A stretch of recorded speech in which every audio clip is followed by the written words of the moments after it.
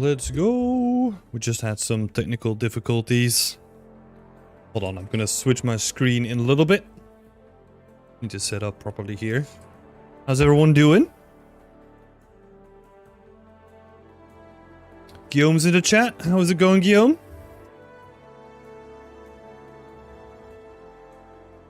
George is in the chat as well. Welcome, welcome.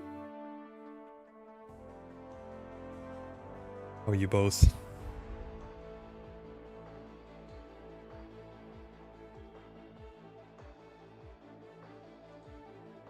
At work right now. Good to see you on YouTube. I never go on Twitch. Yep, I was feeling the exact same. That's why we switched.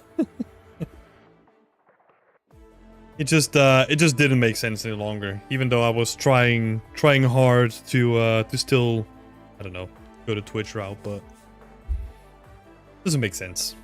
Let me switch this up. There we are. Okay. So Wizard at work right now. Not the worst thing, you know? Not the worst thing. Depends on where you work, I guess. Guillaume finished the work shift as well. Gonna work on my block out. Hell yeah, buddy. Make some sweet progress. These are some good songs. Gonna add them to my stream list right now. Been doing good as well. Had a little eye doctor checkup this morning. Just like a checkup for like the surgery that I went to like a couple of months ago. Everything is fine. Even though I was stressed for no reason about it.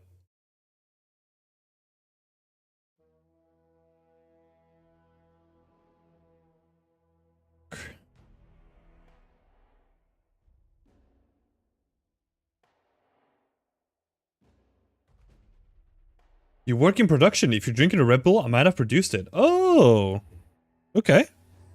Don't drink Red Bull though. But I don't think I'm supporting you directly. But yeah, that's been the start of the day. Just going to the doctor. Did a little bit of art afterwards. I'm making pretty steady progress on the scene that I'm working on. And talking about that scene, there will be no stream this Friday as I will be going back to Belgium for a week. But I will be back the week after that. So next week, Friday, my art stream will just continue on. But we're skipping this Friday stream. And also Work in Progress Wednesday for next week is not going to happen either. Because I'll be in Belgium. Yeah. Talking, it's slightly related. Yeah, it has nothing to do with the trip itself, but I've been invited to give some feedback to students at my former school, so I'll be doing that as well before hopefully tomorrow. Just try to get all of that stuff out. Gonna be cool. Had a sneak peek at the work submitted already. I think it's only 5 people, but it's looking awesome. Looking awesome.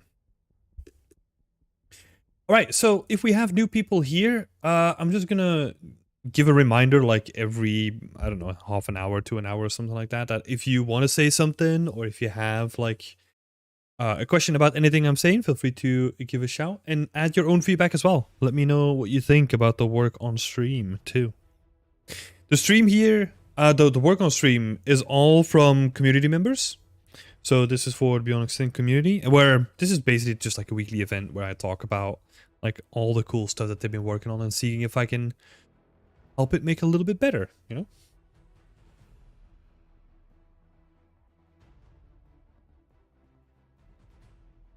know? Coffee going. Okay. Let's jump straight in, shall we? Let's make sure the pen settings all set up. Hey, Drake Allen, thanks for the subscription.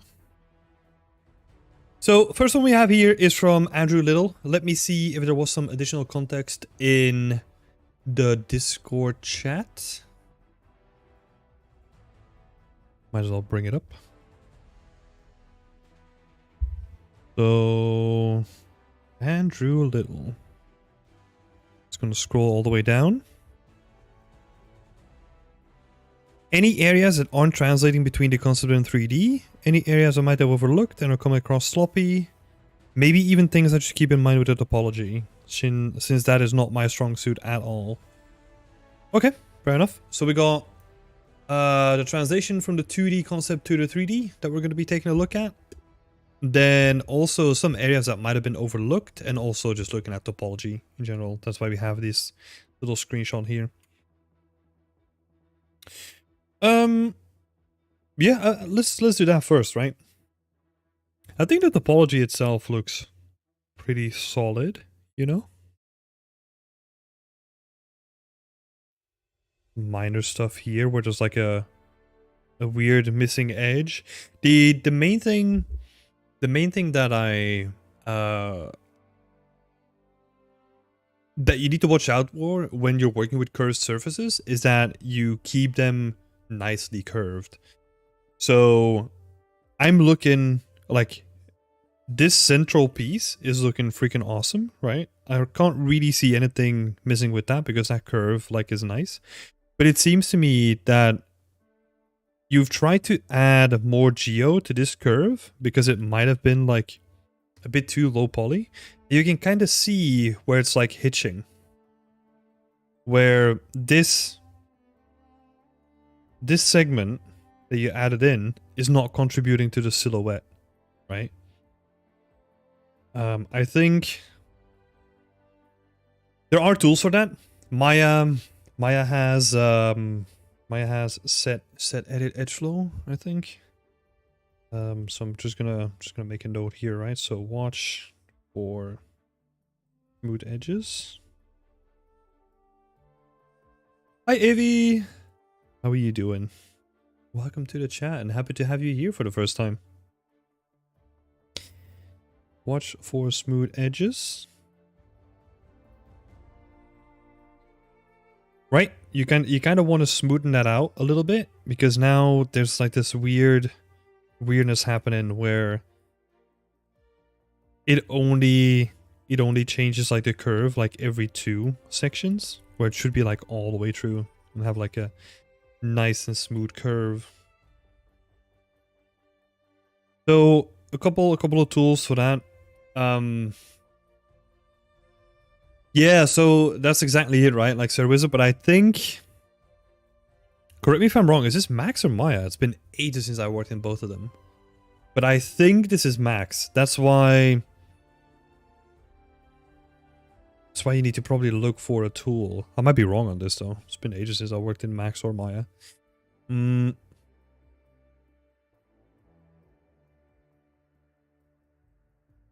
So edit edge flow in Maya. The thing is, if you know like the name of a tool in like one software, you can just translate it to like the next thing by looking for like, hey, edit edge flow in Max, right? So you can easily do that. Looks like Maya to me. It's Maya. Awesome. I've been working in Blender for so long that I've forgotten how it looks like. Awesome. So yeah, if you're in Maya already, like use the edit edge flow. Like that honestly, oh, that probably is like, if you're working with like curved surfaces, that's like a godsend. That's the main thing that I like desperately was looking for in Blender. Blender has this replacement as well. I think they call it like edit edge flow as well or something like that. Someone made that. But that's freaking awesome. So yeah, just keep that in mind when you're working on topology. Keep it nice and smooth, or adjust it. Oh, Andrew, no worries. We just started, man. This is literally the first thing that I'm bringing up, so you're all good, Andrew. So we were just talking about like the smooth edges, where like using edit edge flow. it's gonna be like a lifesaver for any curved surface. And there was this thing here, like there's like a missing edge, but that's honestly super minor.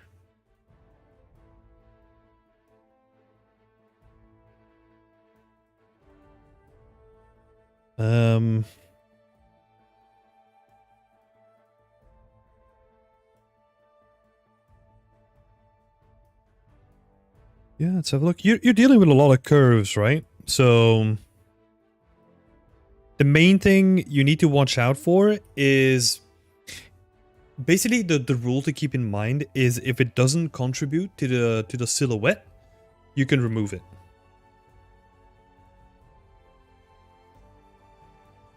So can never spell this right. That is so wrong.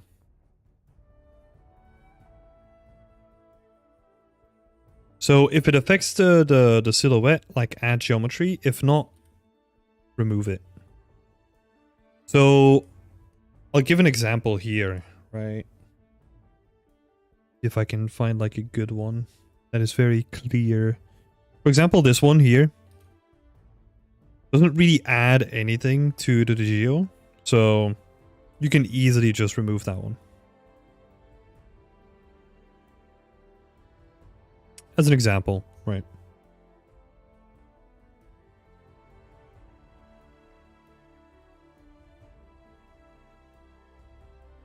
I'll give like another... Let's see. Is that valid? No, it seems like you did that actually. I was gonna point out that if you're doing any rounded surfaces, you probably want to do your best by keeping like all the divisions between all the rounded stuff that's linked together or like needs to be somewhat related to each other. Keep that like an equal subdivision amount. And I mean, like, if we take like a quarter of this, right? We take like this whole shape. Like the amount of divisions that you added here should be just a little bit bigger. The amount of subdivisions that you added on here should be like equal to the one that you add here. And you can start optimizing here, I guess, but it's always good to start out with like equal amounts, and then the optimization afterwards is going to become way easier. And always working like increments of 2. I think you've done this, right, Andrew? Increments of 2 or like times 2. So 8, 16, 32, 64.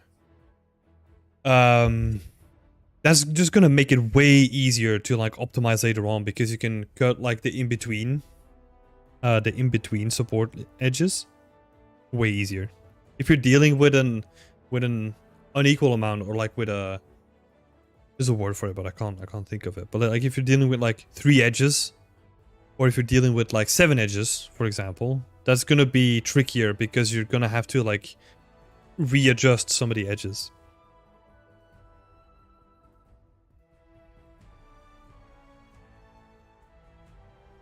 There was a question here, right? George, do you use Blender in Ubisoft? Yeah, we did. We did also use Max, but I used Blender for all of the modeling.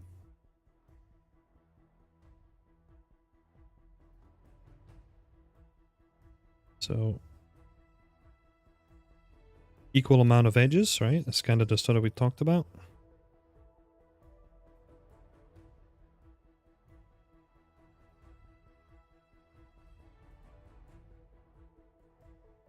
These are just some quick tips, you know.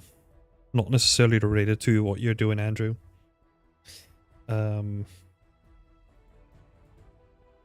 6, 16, 8, or 6. You could use 6 as well, I guess.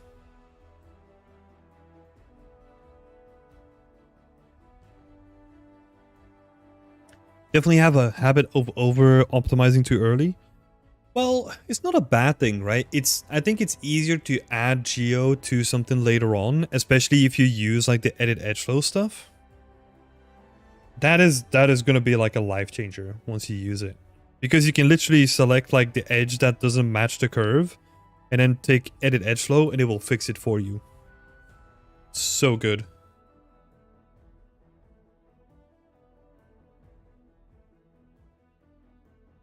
Yeah, the shapes of the roof and the boat are coming along nicely.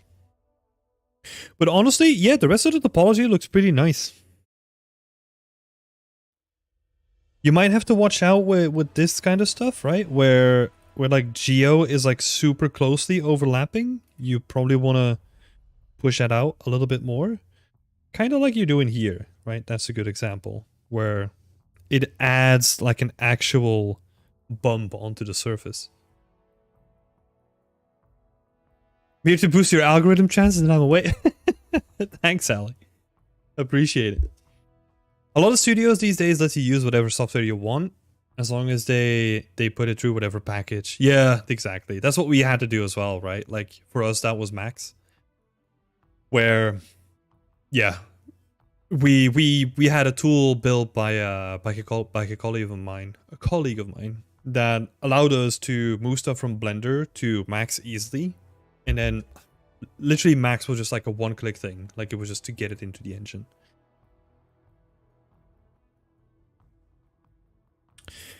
Yeah, nothing.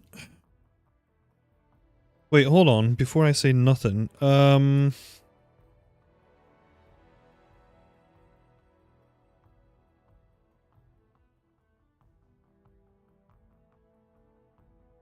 those areas are quite dense, right? Compared to the rest of it. Probably because you got a bevel going on there, right? And I can't actually see how many bevels because that gets a little bit too small.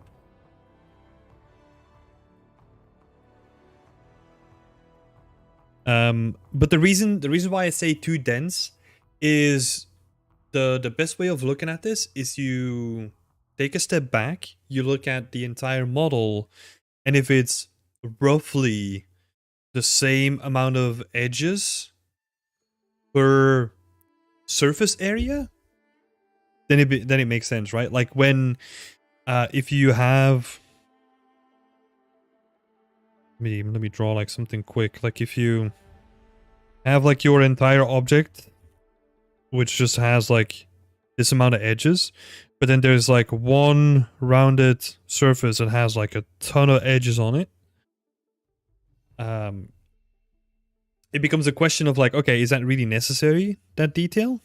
Or do we need to bake that down instead?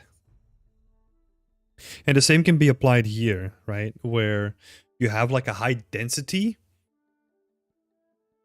You gotta ask yourself if you really need it. Because if you're doing bevels here, then why are you not doing bevels here, right? Because this surface area is way bigger than this surface area. So that's just like a question mark to look at for you. The rest of it looks sweet though. The mechanism on the back looks really nice. Love it.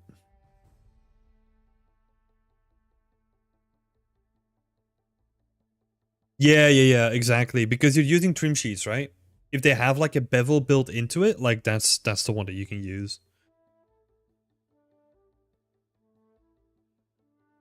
You kind of, yeah, that's why I say like take a step back, right? Because this is a larger surface area. So it might be worth adding a bevel in here so that you get like nice geometry that looks nicely beveled. And then remove all the geo from here and have that, let that be done with material instead. Something to think about. Like, I'm not saying that you necessarily need to add a bevel there, but it's more about like how much geo do you want to add in general to take over from your bevels on your trim sheet. Hi, Manika! Hey, Route 1! How's it going? So if it is saying, I think the boat could have an extra support in the front. Yeah, I don't have the front here with me.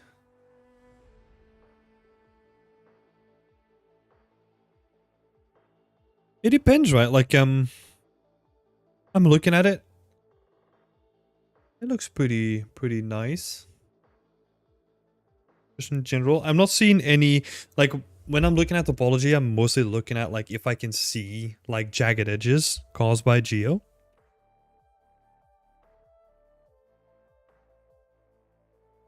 Like, this could be an example, right? If we're talking still about the geo, right? Like, this curve is, like, very nice. But then there's like a step here that happens in the geo, right? Where you see like an edge. Maybe this is also because the material here goes into the material here. That's why it's maybe it appears to be like a geo cut. But that's the sort of stuff, like, I'm always comparing, like, okay, what is my most detailed thing? And how many edges did I put in there? And how can I then extrapolate that to the rest of the object? So that would be like an example to look at. Dakart, good evening everyone. Good evening to you too. How are you doing?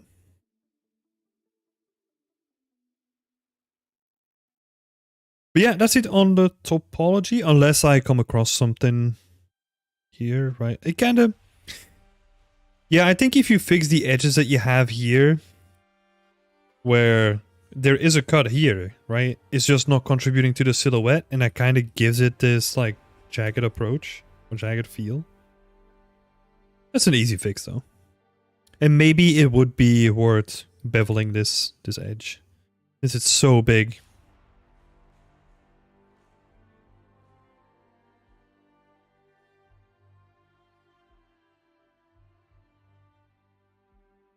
I like where this is going with the texturing, though.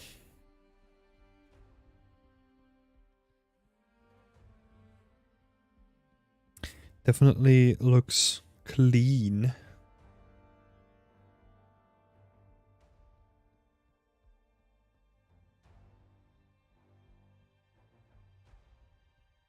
Oh, that's cool. So they have like a downstairs area as well.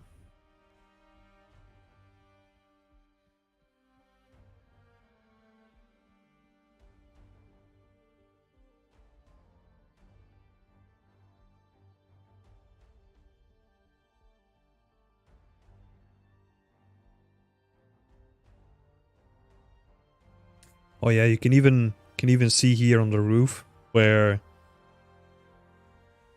this stuff has like an actual thickness on top of the roof, which was what we pointed out here, right?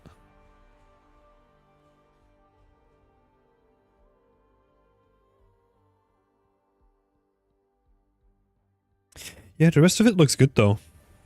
I'm curious because I know you're doing RGB masking, right? I'm curious how you're gonna integrate large surface variation into that. Because a lot of the character on this boat comes from like the variation between like all the planks here, right? Where you have like the more darker planks, and then you have the bright planks on top of here, and then there's like some spillage that's going on here, which like affects the color. There's a lot of ways that you can do that, right? Like you can do that with decals, or with like making one big mask for your entire floor trim. I could do that too. Depends on how you split it all up.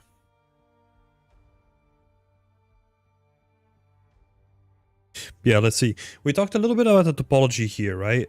Any areas that aren't translated between the concept and 3D?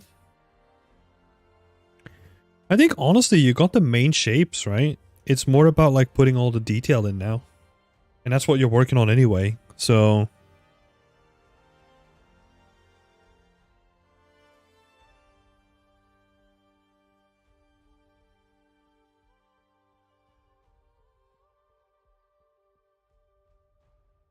I feel like some of the shapes definitely feel like a little bit chunkier, right? Or like a little bit bigger, where especially these like mechanisms on the interior of it maybe feel like a little bit smaller on your end.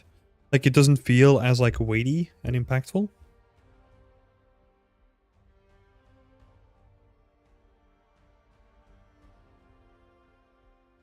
But honestly, like the rest of it looks pretty good, man. It's looking nice. Oh, let's give a shout out to the artist here as well. From a Valley from like 3 years ago at this point.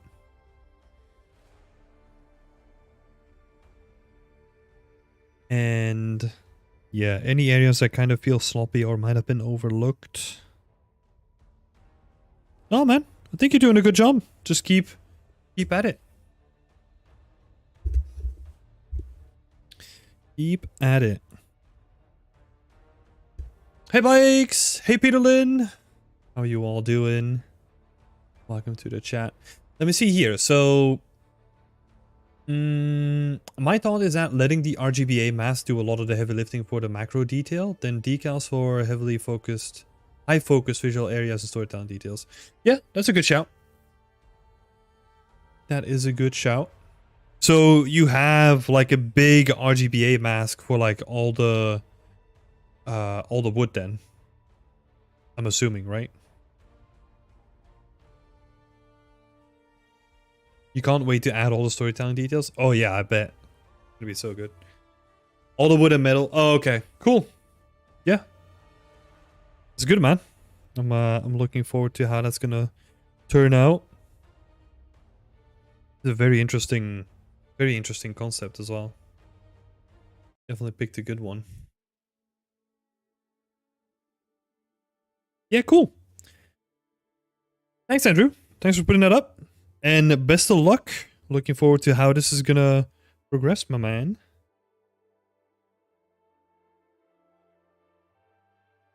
No worries. Happy to help. Okay, next up, we got Banana Bread. So Banana Bread is taking part in the monthly solo challenge that we have running. And one of the choices in this one was...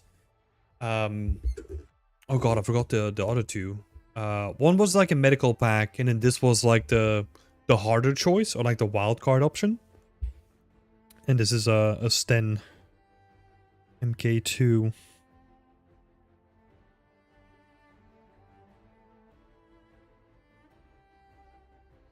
These details are nice. So there's like some stuff that we can improve here, right? I feel like you did a great job of doing this bevel, but you're missing a whole bunch of details and bevels on other parts of the mesh. So this bevel works. But then if we look at the front of the gun, and if we really look at it specifically, right? Like, this all feels, especially here, these are hard edges. And that makes me doubt, not doubt, but I think you might have had some issues. You might have had some issues with the bakes, or yeah, exactly like Mike was saying, like skip the high poly and didn't do any bakes. Because it also came out pretty quick. But what I would recommend actually is to actually take a step back and go through the entire process. Even though it's gonna be painful, you know, like the baking process, like it's very technical, especially in the beginning. Can definitely be annoying, but pick like a small prop and try baking on that, right? Like pick something very simple that allows you to try to bake like a couple of edges. Because yeah, I agree with Bikes. I think that's also the feeling that I had. And then I think all of the stuff that is looking like nice bevels might actually just be geo instead of baking. Let's have a look. Can we actually...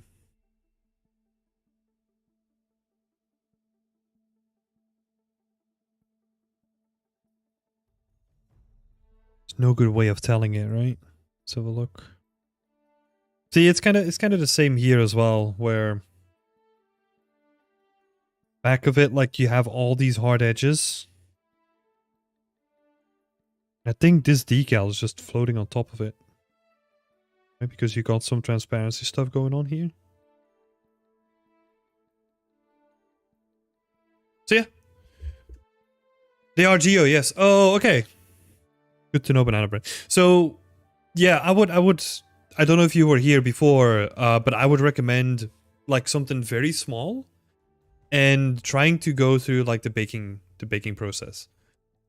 As annoying as it is, that's really gonna like level up not only this gun, you know, but just like your knowledge of like how things are done in the games industry. And it's like a very crucial thing to get that right, because a lot of stuff is going to be derived from knowing how to bake. Making foliage, I don't know, like everything is kind of linked into it somehow, even though you're doing it in a different way. So I would definitely recommend trying that. The texturing is looking decent though. Like I think you got metals, like you got some variation in the roughness, and you're doing some interesting stuff with your texturing. The core values might be a little bit off because I think a Sten is probably towards the darker side, right? So just a small bevel and bake a high poly bevel on it. Yeah, you wouldn't even like. It depends. For this gun, it kind of depends on what the use case is, right? If this is like a first-person shooter gun, then you would have like a simple bevel on it and then a higher bevel on the high poly and then bake that down. For other types of use cases, let's say, what would be a good example? Like a third-person game, but you're still holding the gun, right? So you don't need all that detail. That's where you would just remove that bevel and just bake it down straight onto like the no edge. So it's kind of like you're doing here, right? So like these edges, they're all just straight edges. What you would want to do in your high poly is just, yeah, make it look like nice and rounded. Let's have a look if I can do like an illustration, right? So this is from the side. And then your low poly is basically going to be this. Your low poly. And that's your high poly. And then once you bake that down, that's going to translate onto each other. I'm trying to think. It's been ages since I looked at a baking tutorial, but I'll see if I can find a good baking tutorial, because that's going to help you out a lot, I think.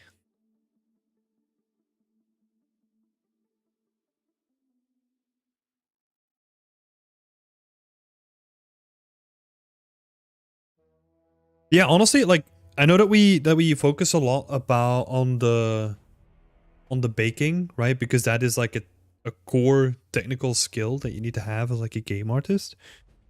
But the shapes are there, right? Like the modeling is there. So the gun itself like is readable and it looks relatable to what you wanted to build. So great job on that. Let's see what we have in the chat here as well. At the iron side, I would do Geo. The rest can be baked. Yeah, so what Bikes mentions here is that the reason why you want to do an iron side in Geo is because that is going to be used. So this is going to be Geo. That is usually going to be used by the player to really zoom in. And that's if you try to fake details there, then your where's I going with this? Like if people look at it, right, and they see like any fake bevels going on or anything like that, it's gonna be super apparent. And because that's such a focal point of like zooming through, you would rather go with Geo, because then you ensure that you get like the highest quality. This is such a focal point for the player.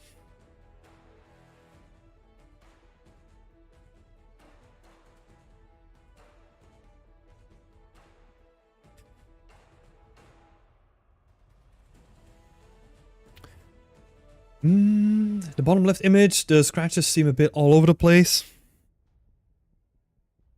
Yeah, exactly. That's a good thing to point out. I do agree. I think the texture, like I said before, right? The texturing can be improved, but it's a very solid base.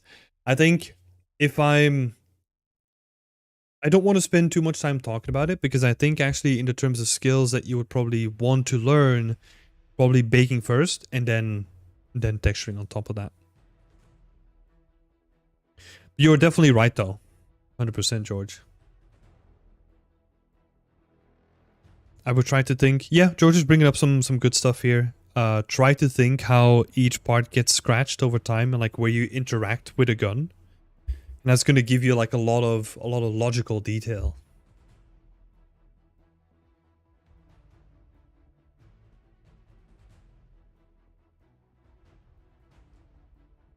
Yeah.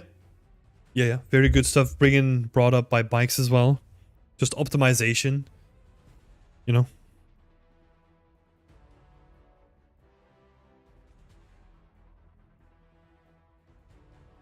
Yeah. But like I said, the baking is coming not the baking. I think the baking would be good to look into, but the modeling is actually already really good. So I don't think you're gonna struggle too much with baking though.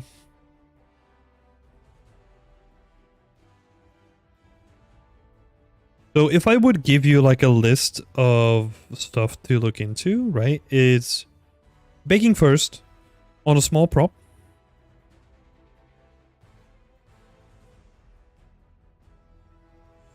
And then secondary, like once you kind of know how to bake, then move on to like the texturing stage. And that's where we're gonna dip into what I think Bikes was saying it, right? Like logic driven texturing.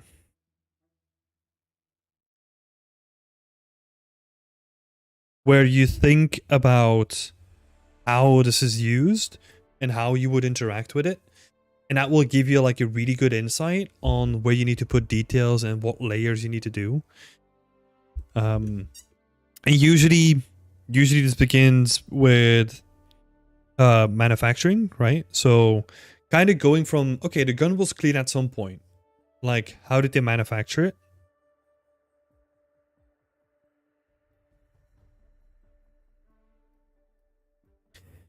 And then probably like where this was used, right? There's like a couple of questions. And then also how this was used as well. And if you think about it in that way, like you can kind of build up like a very logical way of like texturing and like layering stuff on top of each other. Because let's say if we focus on the where something was used, if we talk about like World War II in the trenches or something like that, you know, that's gonna give like a complete different look, as in like, oh, this was like a museum prop, right?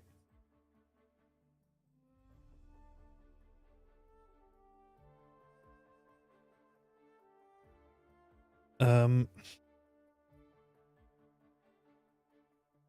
I'm gonna make this a note for both of us.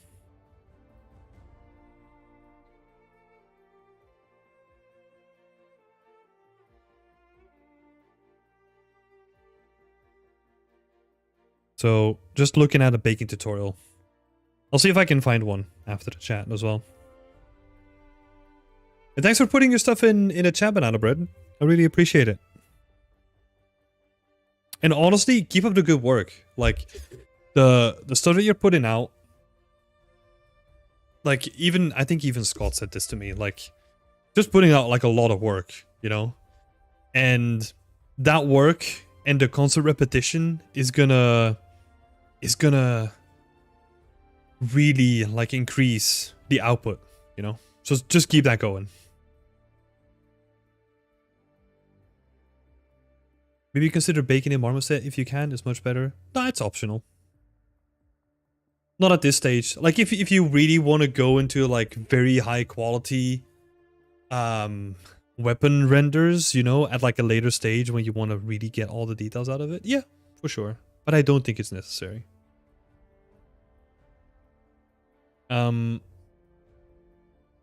Yeah, thanks, Banana Bread. Thank you so much. And good luck. And I'll see if I can send you like a baking tutorial afterwards. Next up, Netraj. Let's have a look here.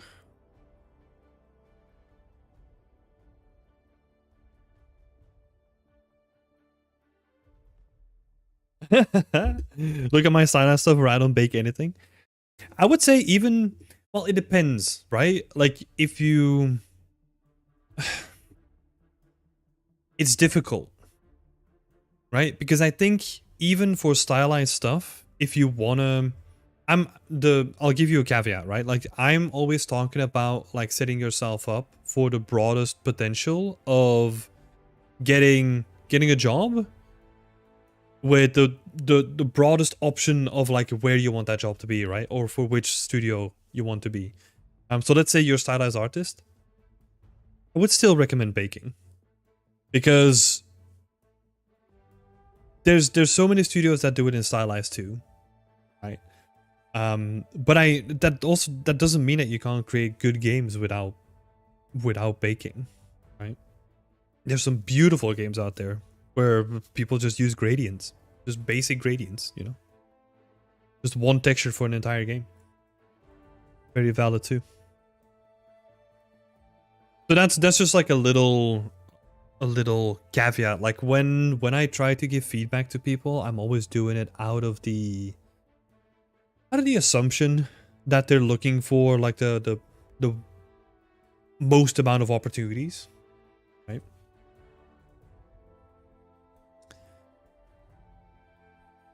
Yeah, you don't have to.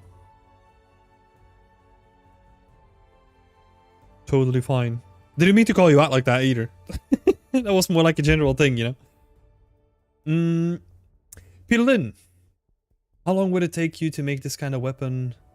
Props in a large game company? It depends on the complexity. Something like this. It depends on complexity and also art direction feedback. Art direction feedback is probably like the biggest influence on the whole process. It could be a week, 2 weeks, 3 weeks. It kind of depends.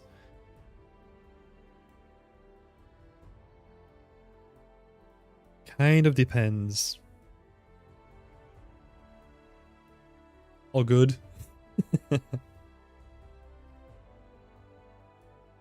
Oh yeah, also, another caveat to that when we're talking about the baking stuff, right? When I got into the industry, I barely knew how to bake. Like, but I'm talking about like 8 years ago. Like that. Times have changed, you know? Like everyone now knows how to bake. Just didn't do it. Or didn't do a good job of it. I learned most of it on the job, I gotta be honest. Okay, next up here. Netraj, let's have a look. Let me look at some context first, right? Hey, Coffee Addiction, welcome back. So, another update, worked on the framing and the composition. Mingo wants to get started with the point of framing, blah blah blah.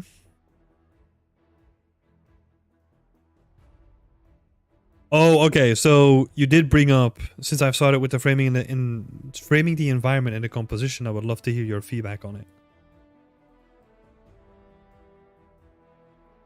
Okay, let's have a look at it then. So I think in the framing, you gotta try and be more cinematic with your shots. So be more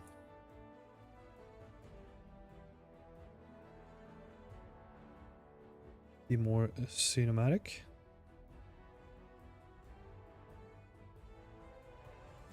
No. No. We're not gonna do any of that. We're not gonna advertise any of that here, George.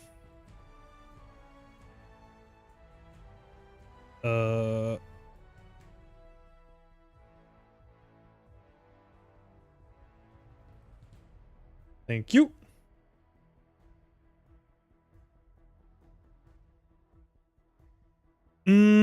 So yeah, so be more cinematic with this shot. What that means usually is first I would look at the, well, we're talking about the framing first, right?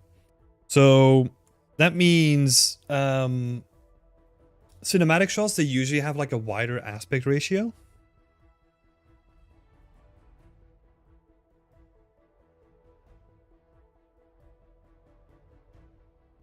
So I think it is, oh, I keep forgetting it.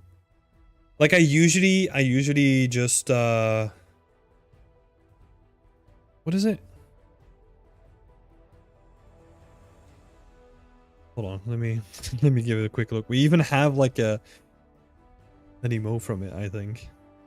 Or a sticker. Let's have a look. 21:9. I keep forgetting it. So it's basically just like a wider ratio, right? That is gonna make it more cinematic because that's what all the big movie theater screens do. Something like that. It's definitely gonna help already. Black bars. Black bars underneath it. More like an additional thing that can also help. The camera. So go on this. Camera FOV. Or like the focal length. Right? It's kind of difficult. Like if you use the camera settings, if you're doing like a cinematic camera, then it's gonna be the focal length. So usually the focal length for like zoomed in shots for like characters and for like very atmospheric, not atmospheric, but like very intimate shots will be something like 35mm. Whereas wider environments are gonna be somewhere around like 70mm, let's say. Because it captures more of the spectrum, right? So for your side, we're definitely going to be leaning towards this.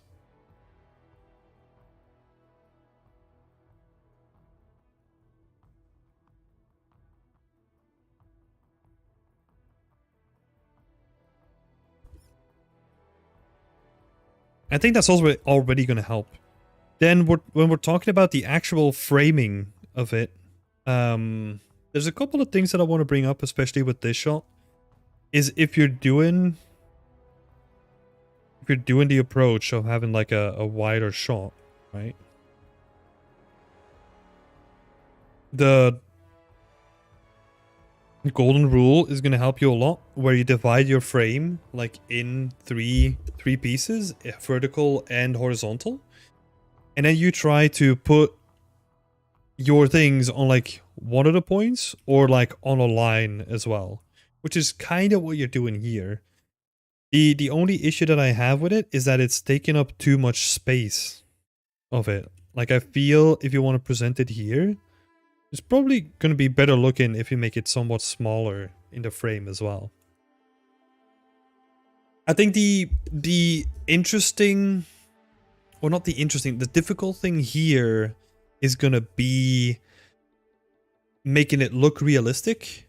And what I mean by that is that usually they do it in a way where the camera is always at eye height, you know? That means that if you have like a floating camera, you're gonna build like a disconnect of what could possibly be like an actual real camera. So this one here, this camera feels kind of floating at the moment. Right? It doesn't feel connected with the world. However, if you look at this one from your scene, this one feels more grounded. Right? And that is purely because the camera is actually at a height where we as people can relate with the camera height of it. So that would also be like a good thing to focus on, like making it more grounded rather than floaty. So yeah, give the subject matter more space, right?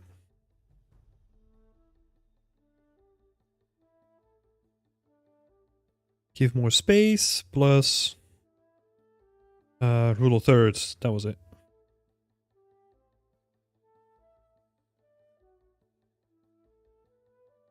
Yeah, it does, right? That's a cool Firewatch vibe, like a realistic Firewatch.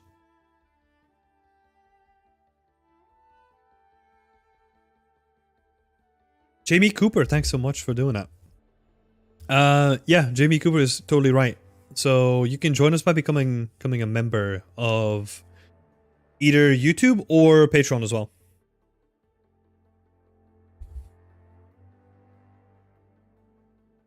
So yeah, I think those things that we just brought up are gonna do like a lot already. Let me see if we can dive into some more. Bimini environment and composition. Yeah, honestly, I think this will already do a lot. Probably not gonna add like way too much more on here. I think if you're implementing like all of this stuff, it's gonna look really good.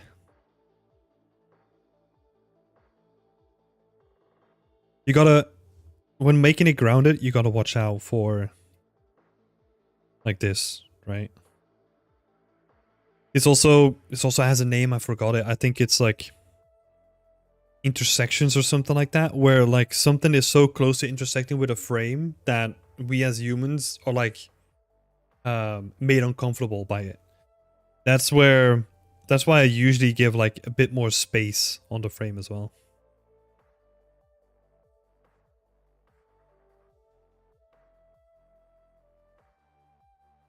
More space. That's cool though. I love seeing this come together. Like,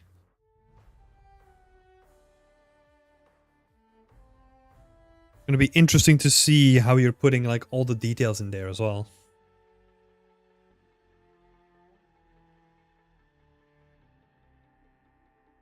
Great stuff, Netrage. Then we come on to this piece here by Core Bevel.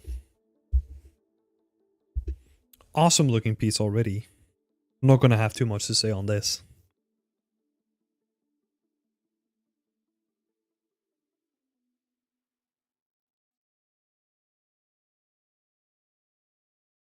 It looks awesome.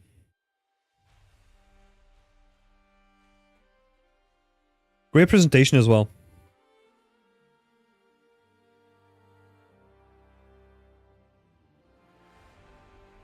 So, great presentation in terms of storytelling, specifically.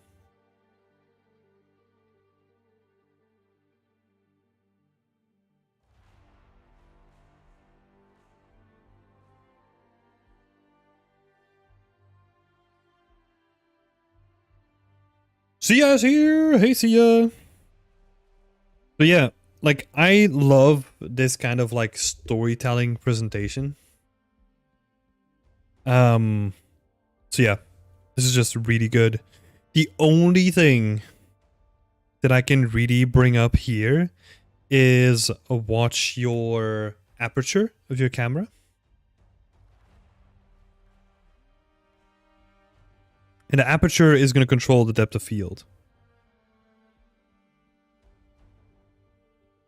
Might be called something different in Marmoset.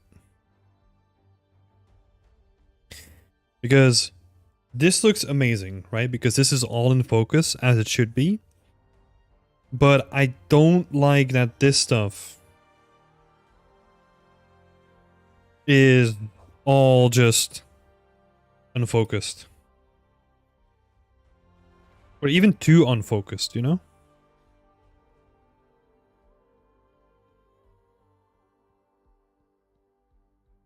That's the only thing that I can really bring up with this. Because the rest of it looks so good. It's just so weird. Let me remove this again. Like, just so weird looking at this and then already having that, like, feel really blurry. Also because this camera angle makes it feel like it's still... I mean, it's not that big of an object, right? That's the only thing that I can bring up on this, honestly. Because the rest of it looks clean. Nice presentation, so can't fault it.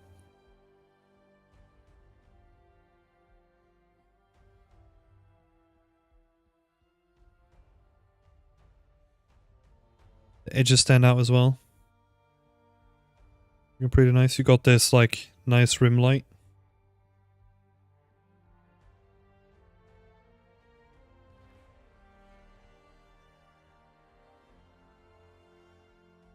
Yeah, this is almost like a magazine, like inlay or something like that, you know? It's cool. Great job on this.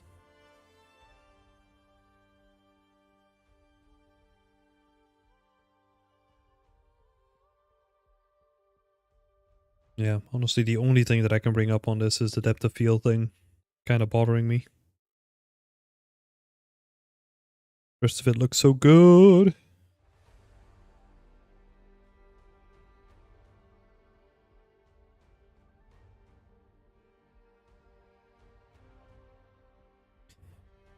Yeah, like all this stuff is just awesome, you know? Like all these awesome details. Like the paint is chipped away and like the paint is kind of bubbly. Yeah, great job. Great job, Core Bevel. Moving straight on. Let's have a look here. Oh no. These are just 2 pictures. Matthew Wilshaw. Let's have a look.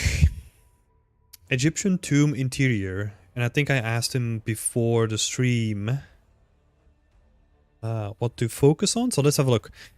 The overall plan was to have a kind of research team that was exploring the site and had a setup generated, lights and some field notes, etc. Haven't gotten around to that yet, but I think I'm going to have it in a separate room. Interesting. When it comes to that, I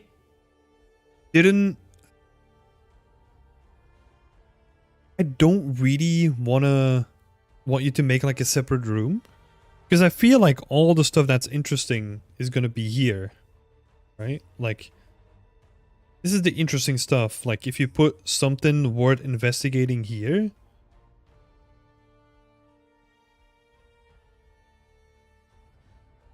Like, I think that's more than enough.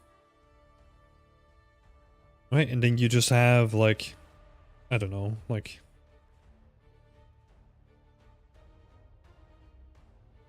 these lights set up here that are kind of just like shining a light on it. Like a little generator here.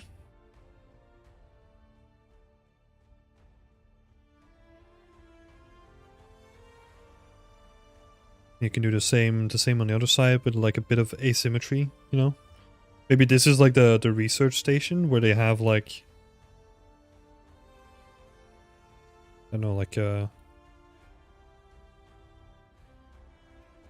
table set up with like a laptop or something, you know? Hey Ravindra!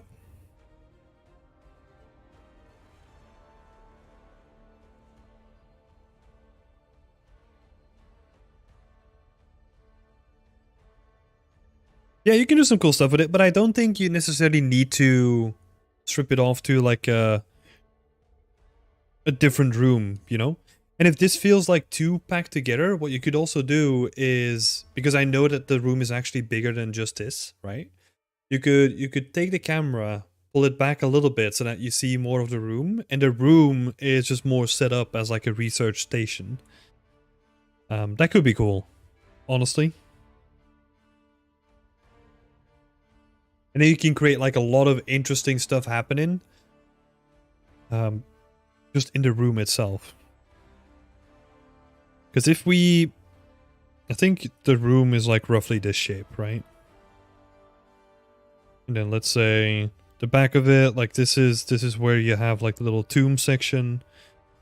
You could set it up in a way where you could even have like a tent set up where people are sleeping, and this is like the little research area where they have like a bunch of stuff on tables, right? So like there's like just 2 tables with like a bunch of stuff on it where they're doing like research. And then I don't know, you got like a... You don't have to make like all these objects, right? Just in terms of like the setup and the layout of everything.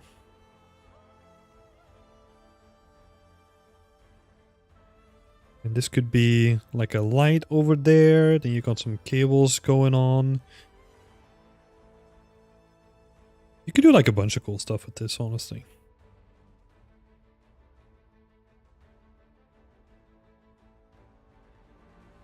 Let's see. Generated lights, some field notes, blah, blah. Yeah, got the field notes on here. Scrabble some field notes. Maybe there's like a laptop here instead. Right? You could do something cool here.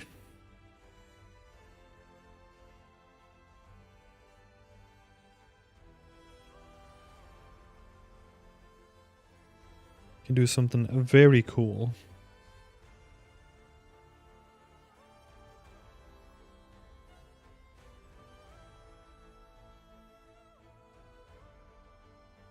Oh yeah, for the research stuff, you have like a bunch of these bits of pottery here anyway, right? You can use those in like the research station as well.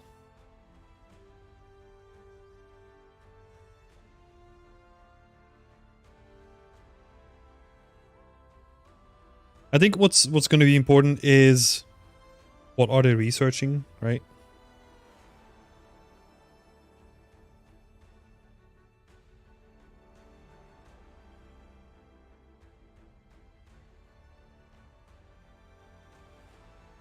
It's going to be very important here. It's just figuring out what they're going to research.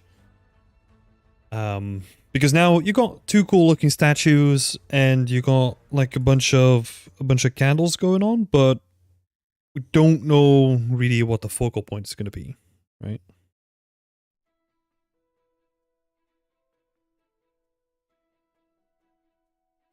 So try to figure that out first, because a lot of it is going to depend on that. My 2 cents on that. You can go just the typical route too, right? Like the sarcophagus that's just there. Do that too.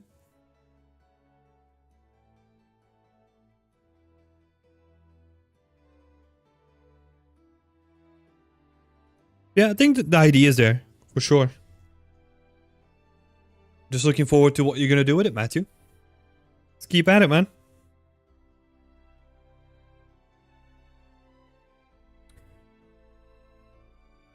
Then next up, we got Ryan Shearer over here, making a cool looking generator.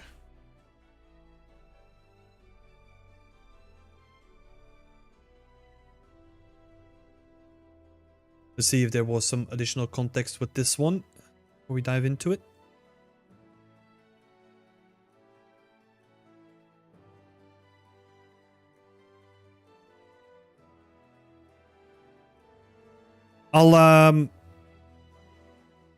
Yeah, I need to try to do that, Ravindra. I do need to do that. Just keep forgetting. Sorry about that.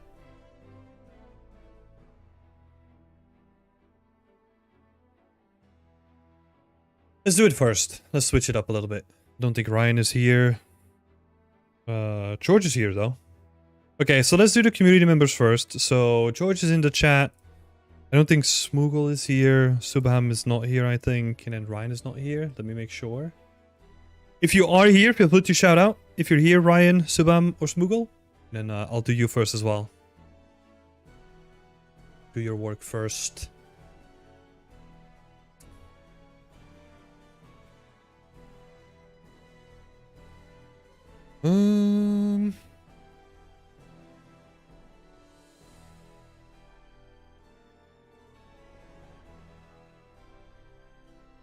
Let's see. Where did you send that again, Ravindra?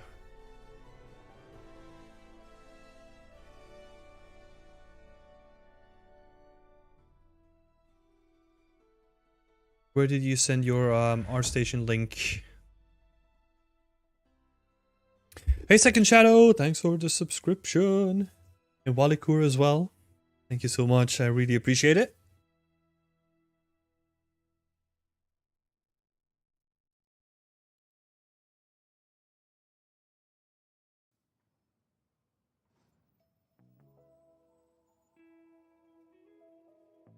Yeah, feel free to get back to me, Ravindra. Like, where did you send the link again? Because I remember looking at it. Like, I remember looking at your portfolio, but I don't know where the link is again.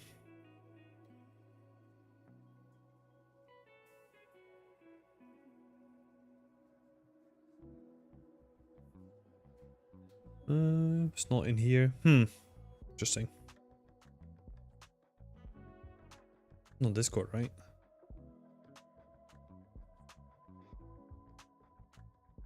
No.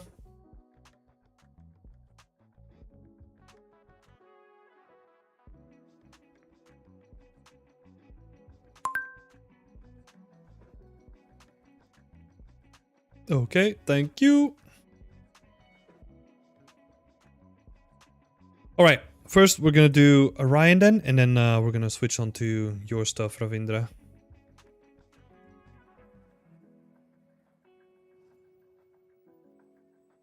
Okay, Ryan. Let's have a look here. We were looking for some additional context, right? So what are you doing, Ryan? Tell us.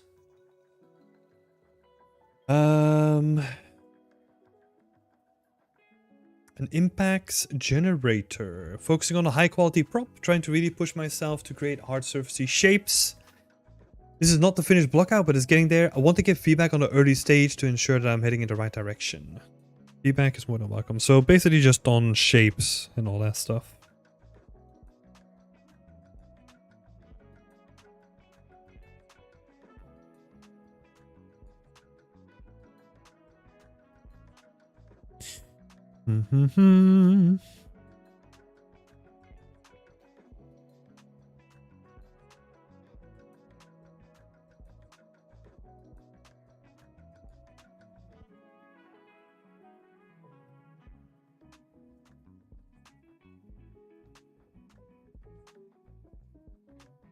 Where's that cable going to?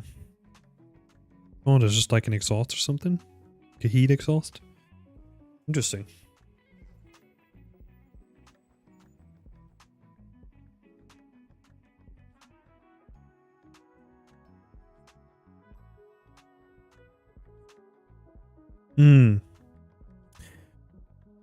Yeah, I'm trying to look for like some details, right? I think... Yeah, I mean, I'm not gonna say too much because it's still in block out, right? But like, you gotta make sure that you got this shape here. Like, there's... This shape not only extrudes outwards, but it also has like... It comes down as well. Right? So you gotta take that into account as well. Where there's actually some sections where there's like a bit of it coming down too. And I think that's a big shape, right? So you want to get that right.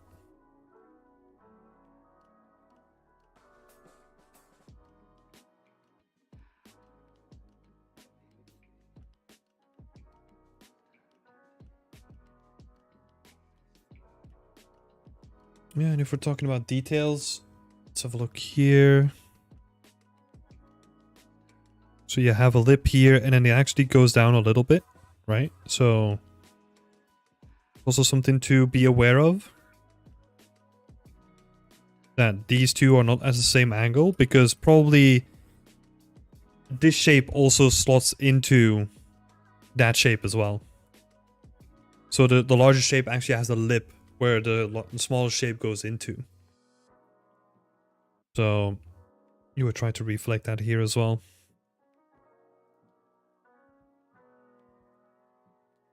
Yeah, honestly, I think the main shapes are currently getting there, you know?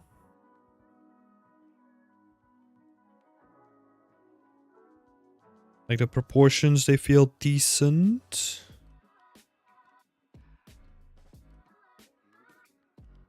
Yeah.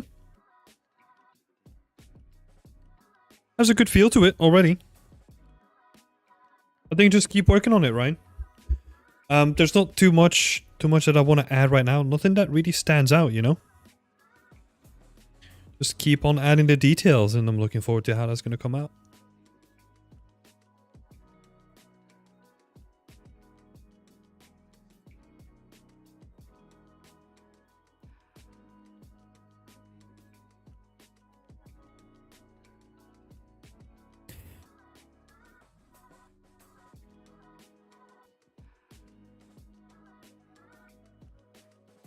Keep it up.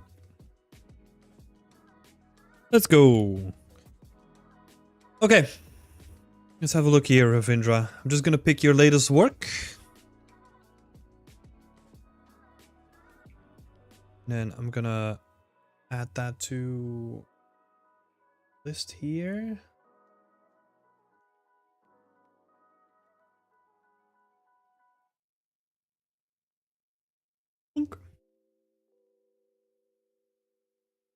Mumbai Slum, Environment Art, Mudbox, Unreal Engine 5, Quicksome Mixer, Painter, and Photoshop as well.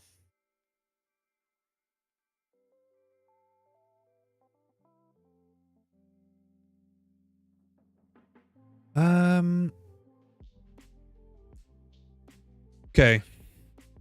Let's have a look here. So I think I'm gonna give you the same recommendation that I gave Banana Bread before, where I would look into how to bake items at this point. Because I think that's currently like really stopping you from creating like higher detailed items. So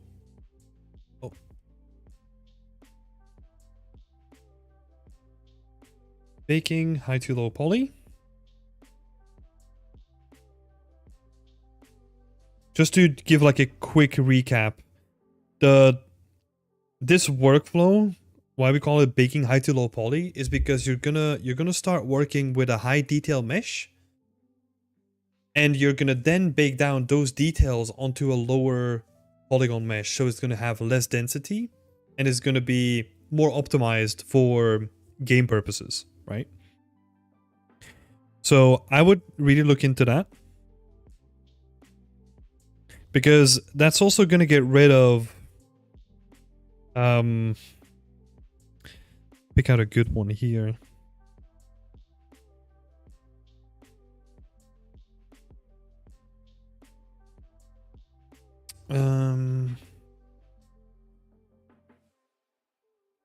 Yeah, like let's say in this one, right? Instead of doing the barrel with like all geometry for the entire curve, you can then bake that down onto like using the high to low poly method. Use that as a way to bake down the higher detail from like a barrel onto like a lower polygon object. Hey Aloya! I'm doing good. How are you doing? Welcome back. But yeah, that's probably where I would start, because a lot of this stuff in here is relatively basic stuff. I was there before, right? Not trying to judge you at all. Like but I think to really level up your art to the next level is you need to start looking into this first. Like really get to grips of how you can make stuff more detailed. So this is basically like a workflow item, right? So this is going to be like a technical approach to how you want to do something. However, what you'll need to do to get there is you'll have to be more detailed in the way that you model. Also when it comes to stuff like this, right? This will stand out to anyone. Like this is basically just like an extruded bevel box, right? You don't want to have that in your scene, and I think this is because you don't know how to translate that in like into like a proper asset yet. So that's why I'm saying that if you want to do something like that has like a lot of complexity, don't do an entire scene yet. Just focus on one asset. Honestly, I think if you want to do the baking high to low poly workflow, so baking workflow, if you want to get to grips with it, these barrels are awesome for that.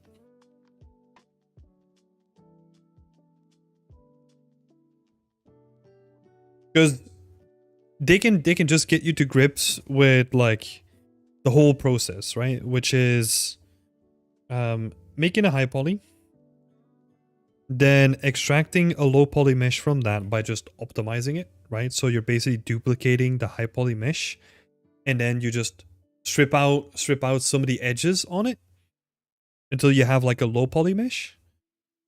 Then you unwrap that. So UV unwrapping, which is what you're already doing, right? Like that's how you're getting textures onto models. But on this case, we're doing it for like a very specific prop. So it's gonna have like a unique unwrap. And then we can go into texturing, right? Using Substance Painter, for example. Not texturing, like baking and texturing, technically. Bake and texture. And these both can be done in Substance Painter. Partnake, can anyone drop their portfolio? Yeah, but that doesn't guarantee that I'll get to it. Because I the way that I do this is I do the community members first, so the people that are apart from the community members, and then if I have time left, then I'll do it.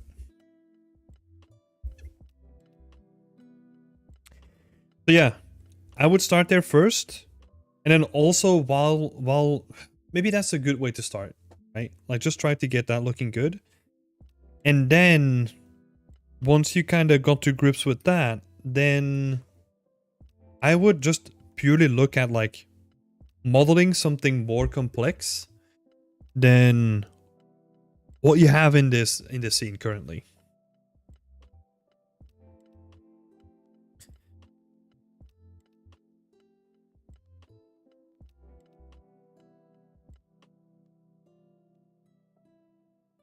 So, for example, I don't want to pick these. I don't want to pick these trucks because that's already too complex, right? And I'm not saying this again, like I'm not saying this in any judgmental way, right? Just in the beginning, if I reflect on the stuff that I wanted to do bigger and better and all that stuff. And I can guarantee you that they either don't come out, well, in my case, right? They either don't come out looking good, or I just drop them because I get so frustrated because I don't have the skills yet. So in this case, what I would recommend is start with the barrel first and then work your way up to something a little bit more elaborate. Let's see if we can find something interesting. Yeah, maybe honestly a satellite dish as like a second project, right? But then you're also doing this with the new workflow that we just taught you, right? Or like that you just explored with like baking stuff down. And that's already going to give you like more complex shapes to work with and then have to bake down as well.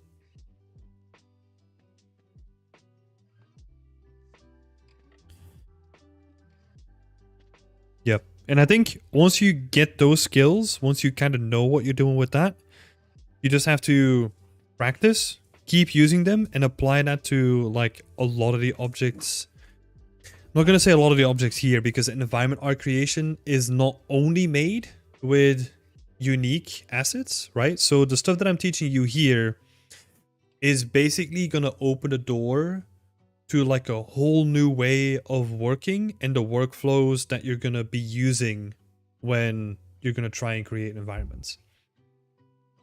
That's why I don't want to say too much because that's only like a distraction, but like just starting with like baking a high poly object to a low poly object, that is your challenge right now, I think. Or that's the thing to focus on. Assume you don't give feedback on character art. No, I wouldn't be the person to do that, honestly. I could, but it would be a disservice to character art.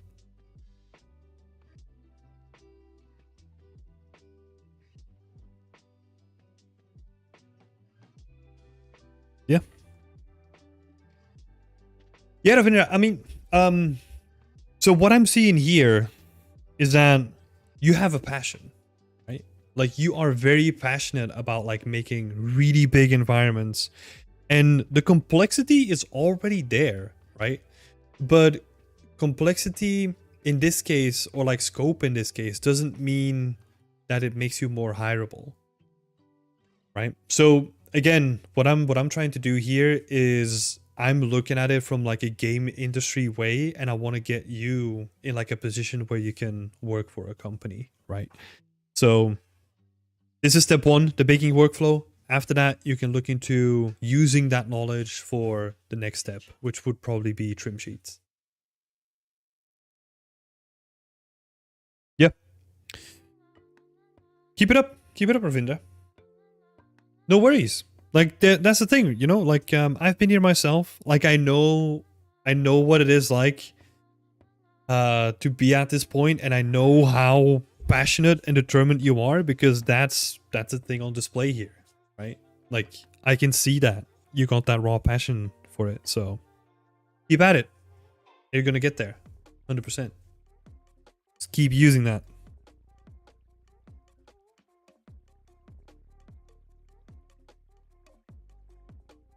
All right, let me take a sip of coffee here.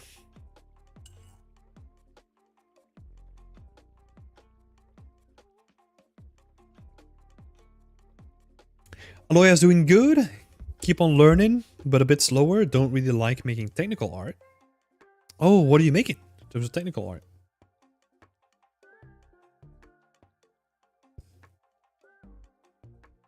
All right, we got another gun in here.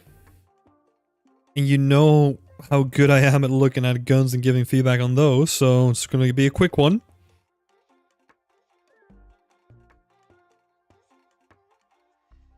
Let's see if we got some context first, right? This is from Subham Tripathi, by the way. Please let me know if there's anything that I can improve. Cool.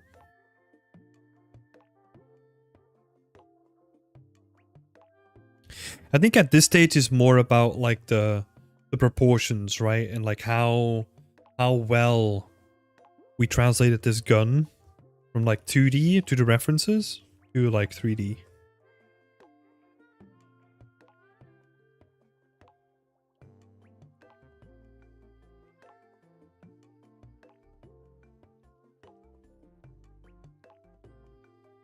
Yeah, so I'm just what I'm doing here, right? Like to explain my thought process a little bit is I'm kind of looking at like all the shapes and how they relate to each other. So I'm looking at this section right now, specifically when it comes to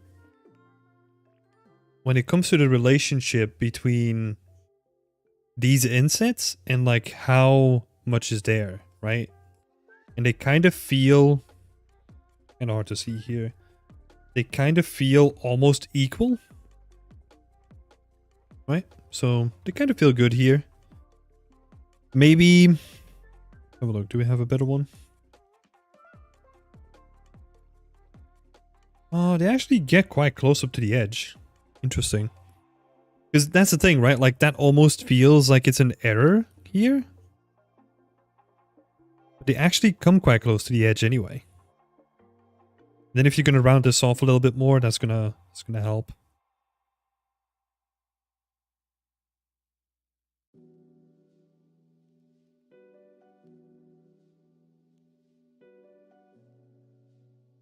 Got some cool shapes on this though.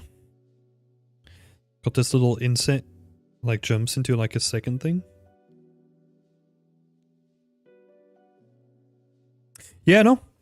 Don't really have anything to add on this one, Subham. Just curious where you're gonna go with it. Great job so far, getting the proportions and like the gun to feel as it does.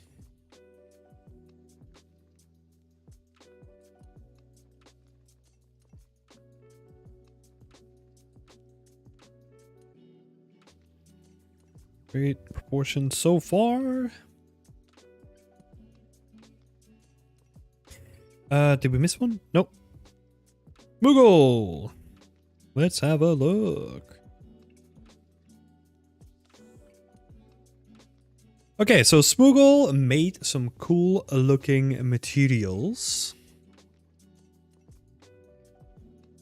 Just practicing making materials in Substance Designer, honing my skills so I can make materials for my environment models.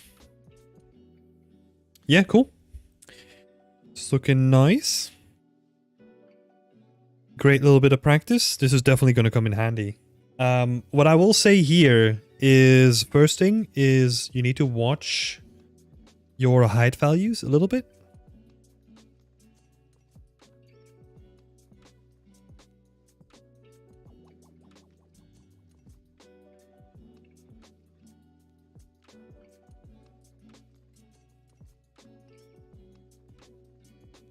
So watch out with the height, because usually the mortar is inset. So you got like the tile, and then you got like a little bit of grout, and then the tile itself, right? And that's usually how it's going. And if you're trying to do some of this stuff on purpose, it will probably not have this tight of like an edge.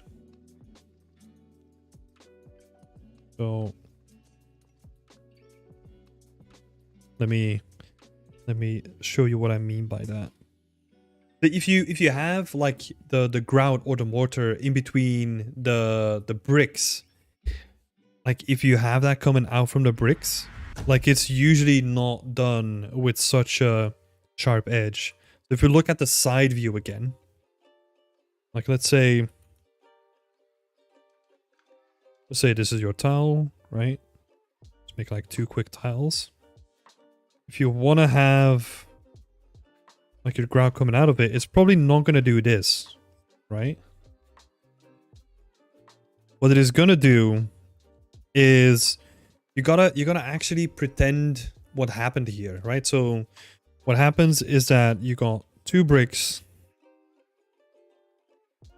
and one is kind of pushing down on the other, right? So it's kind of making like a little sandwich, right? So that probably means that it will probably not be this way, but it will probably be more like a full bump, you know, that kind of comes out of it because you're squishing and like the material is getting pushed out of it.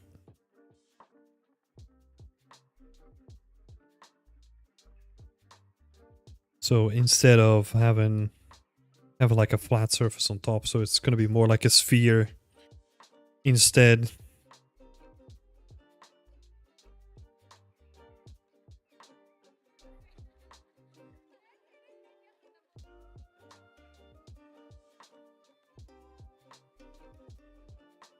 Grout is pushing out. And also with the grout, watch out with the roughness, right? I think let's do a quick sanity check, you know?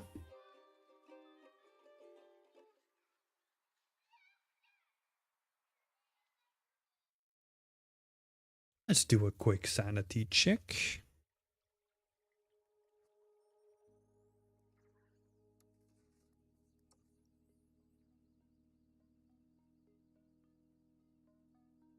This is going to be hard to see, isn't it? I was kind of looking at like roughness definition and like roughness variation between the two. But that's going to be a tricky find, I think.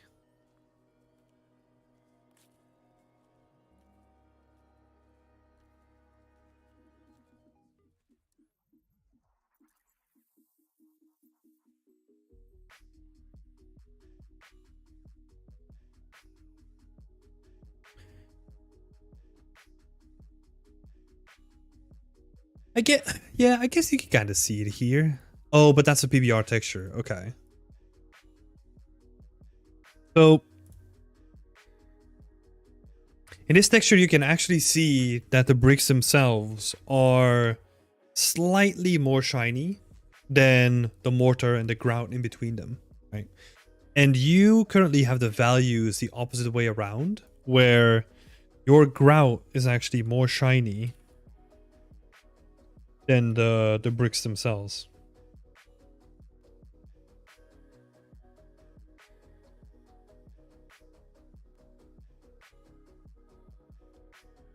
The ground should be less shiny than bricks.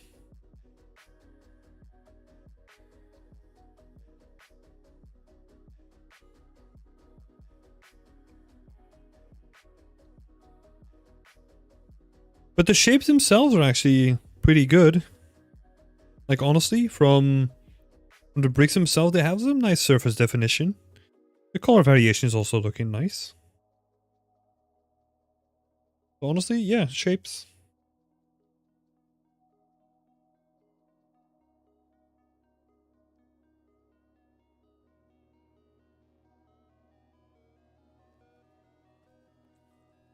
Shapes are looking great.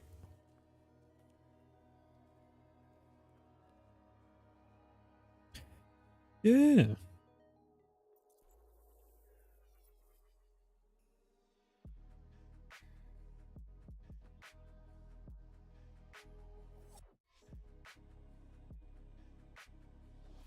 Yeah, honestly, those are the two biggest things, right? Like, it's fixing, like, number one is the height issues.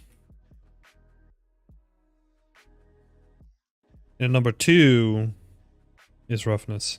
Like, honestly, when you're working in Substance Designer, like, these two, like, in this sequence, is also the importance of the textures that you're working towards, right? Because you start with the height first, and then you move your way down to roughness and base color and normal. Like, normal is pretty simple.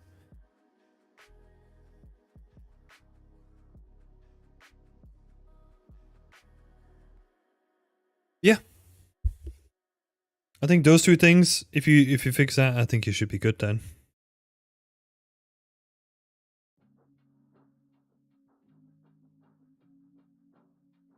Yeah, nice.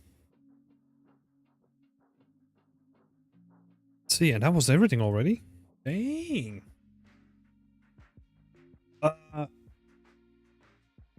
No. George. Damn it. I got screwed up. I was supposed to... Damn it. I'm so sorry, George. I was supposed to do you before Ravindra, but I completely forgot. Sorry about that. Would be a shame to skip such an interesting door, you know?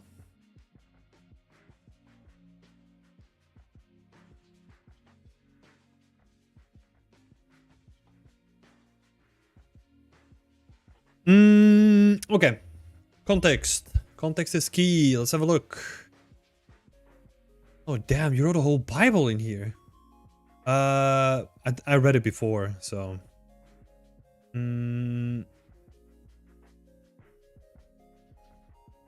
Take a look at the albedo and roughness passes, by the way. What do you think about the placement of the stickers and graffitis? Oh, which shots are good, which shots are bad, and like how would you improve the lighting? Okay. Let's start there first.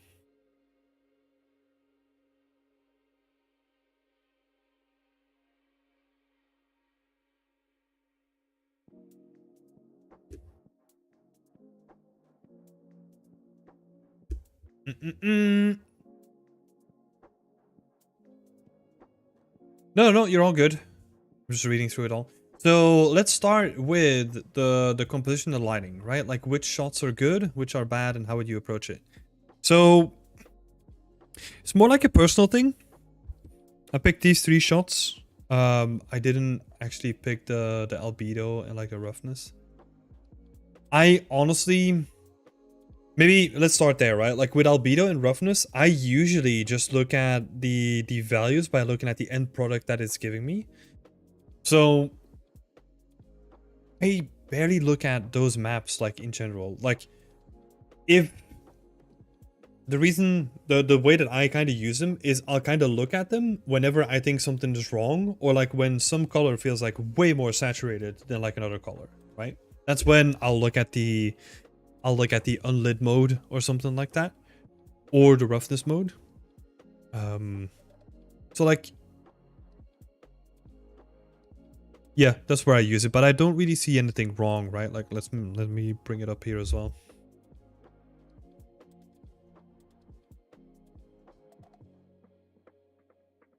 Um, Panel. Oh, there we go. Open in full view.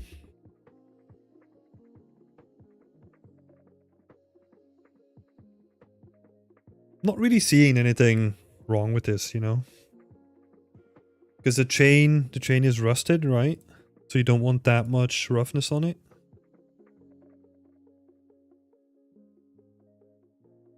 Let's see.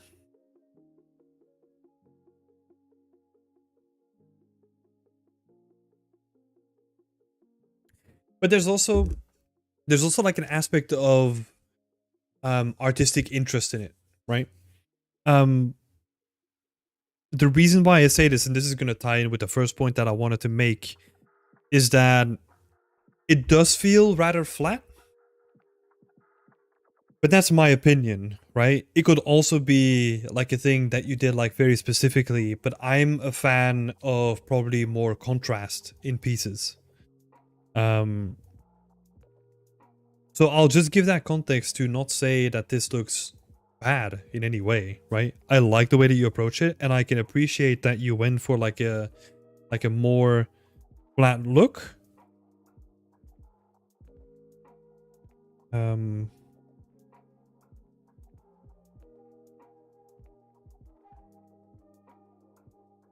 I think the same, but as I'm pointing towards realism, I don't know how to approach it. Yeah, I mean, you got some good references there, right? Like this one, your main reference. You can already see, like, if we were to put them like side by side, that one is going to be more contrasted than the other one, right? Like the AO is going to be like a little bit more intense. Yeah, I feel, I can't even remember. Like, it almost feels like it's going more like the Dishonored Arcane route, where everything felt. I've never played this, so I don't know what I'm talking about to a certain degree, but it almost feels like it's going more that direction, right?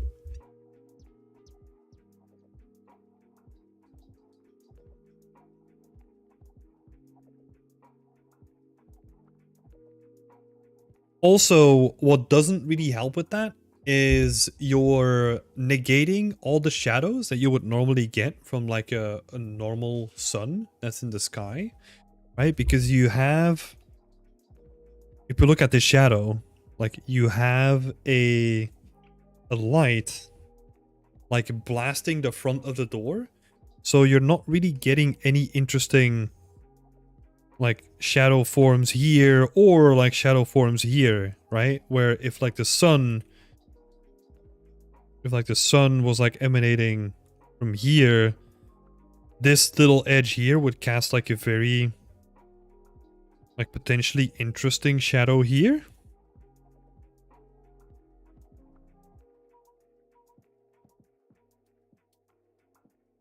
Right, so that also doesn't really contribute to making it, well, in my opinion, like it doesn't. Let me switch that around. So in this case, it lends itself more to the flat look because you're negating all the contrast that's coming in by the shadows normally by just having that light straight in front. So what you could do, keep that light, but you probably want to like try toning down the intensity and seeing if that brings back like a little bit more contrast into your scene.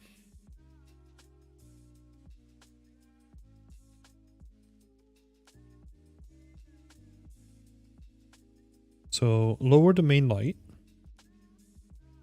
and then up the intensity, up the contrast.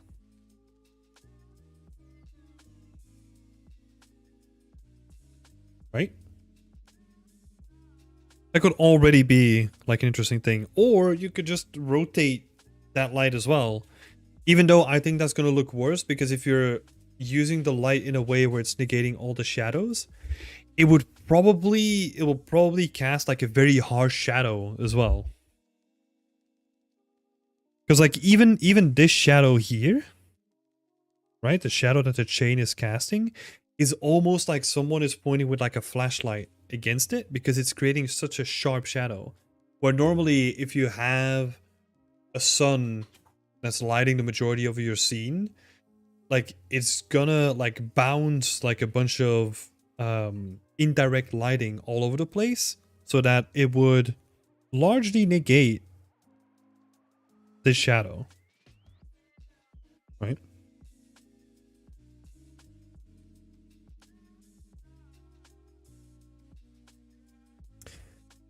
Consolidating is gotta do more work. Maybe that way I can get more variation. Yeah, 100%. I think the lighting is a big not an issue, right? Because it is a way of artistic direction, the way that you've handled the rendering of this door. And it's very viable, right? It looks cool. And it can definitely be like a direction that could make you stand out as well. But if you already have the feeling that you want to bring in like more contrast into the thing, then we'll need to look somewhere else. Let's see. So Karen Stanley popped into my head because she did a door as well. I don't know if she still has it up. Let me see. Yeah, that's the thing, right? Soviet, like I'm not I agree with you, right? I like it for what it is in its own artistic way. But if then George is saying like, this is not where I want it to be, that's where we need to push into a different direction. So that's the thing, right? And I love that you bring that up too, right? So keep doing that. It's just I just want to explain that because it's not my job to push someone towards the vision that I have, and I try to be very cautious about that.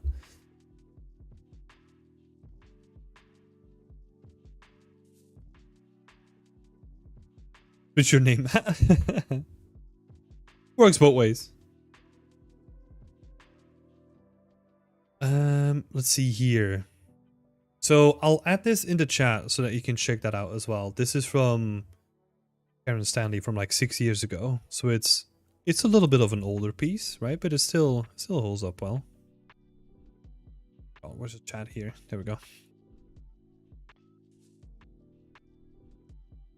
Oh.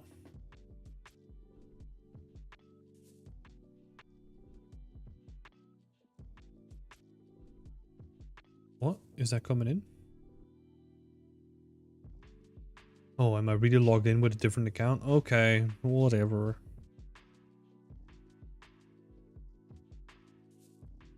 Let me just quickly switch that up.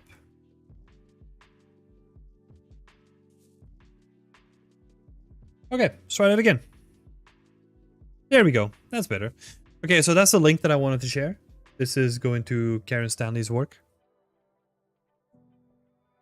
It has a little bit more contrast, right? Like the shadows are a little bit richer, and it's kind of doing like the same setup. So that could be an interesting one to look at. But yeah, I think honestly, like I've been saying the entire time, like the main point, the main light that you have going, that you bring up Soviet, because the more sunny it is, the harsher the shadows are gonna be, right? So technically what you would see here, and this is a great tip if you're into photogrammetry, is you wanna this kind of looks more like a cloudy day, right? Or like a very overcast day. And then like the sun is still like heavy in the sky, but it just gets scattered so much that it negates like all the shadows. The reason why, I mean, you're gonna see where I'm going with this with photogrammetry, right? The reason why that is great is because then you have to do less work when it comes to de-lighting your scans when you're doing the photogrammetry. So, or even like photo scanning, right? If it's not like 3D photogrammetry, but when I do some photo scanning sometimes as well, right? Like on my scene, I didn't really want to make like a bark texture. So what I did is I just waited for like an overcast day and then went to the local forest and like took like a whole bunch of pictures from like just pieces of trees, you know? And then came home, like kind of got rid of like the lens distortion and the tree itself. right? Made it as flat as possible, and then turn that into like a tileable with its Substance Designer. You'll have to do some shenanigans to get like the roughness and all that stuff to work, right? Because you only have like base color technically. And the normal map can kind of look pretty rough sometimes, but it works for what it needs to do. Sandra, that's a great tip. Yeah. I don't do it often enough, but yeah. Oh yeah, bitmap to material is a great one. Yeah, 100% iMac. But that's because that's no longer a standalone thing, right? I think they integrated that into. Is that a Substance thing? Because I remember. Oh god, I can't even remember.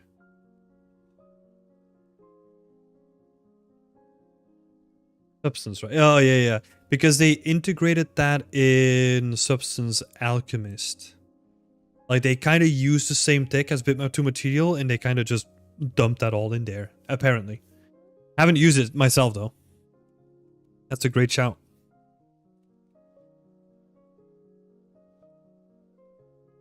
Yeah, but George, to come back to this, yeah, that's what I would do. Honestly, just play around with the lighting a bit more. Lighting is such a crucial thing here. Like I said, on the value side, I'm not really seeing too much of an issue. Maybe the door is a little bit is not intense enough, maybe, but honestly, not seeing any glaring issues. I'm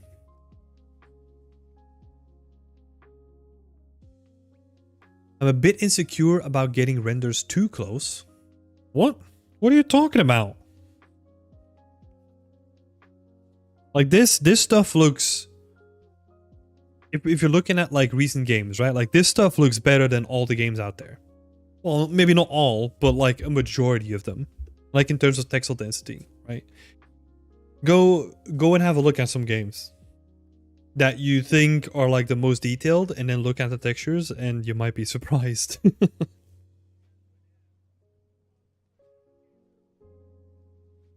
do you think about the placement of the stickers in the graffiti? I'm having a hard time getting them to look naturally placed. I'm placing them by hand and with care. But I think you might be a little bit overthinking this, George.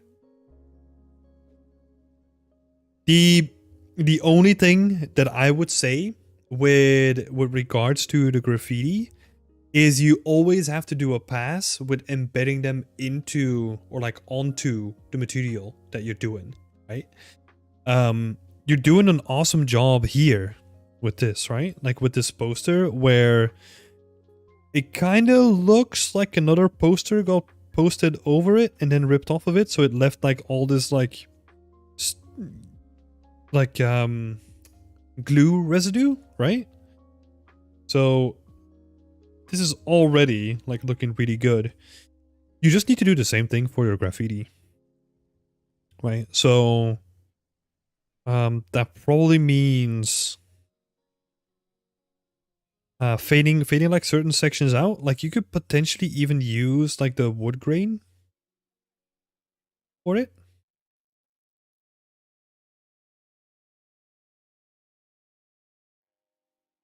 Potentially use the wood grain for it, right? Or you can just like fade it out like manually. Just have like certain sections that are just more faded out than other sections. But that's honestly, yeah, the most that I would do.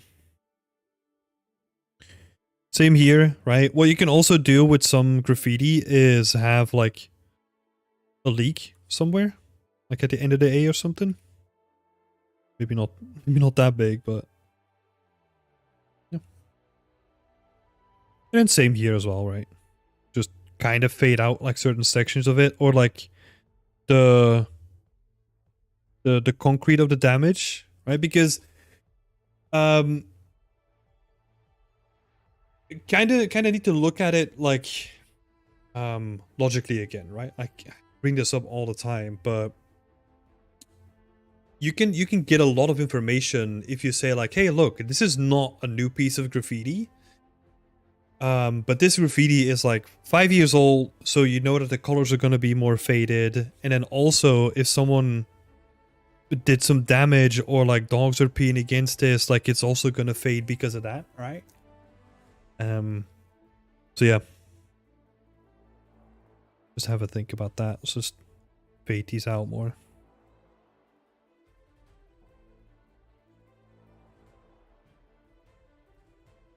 Yeah, you're doing a good job on the poster already, so I know that you're gonna nail it.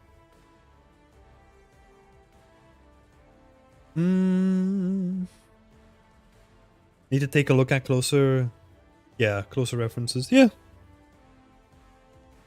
That's actually a good point, you know? Whenever this is great, right? Stickers are great. Nice. Love that. Yeah, so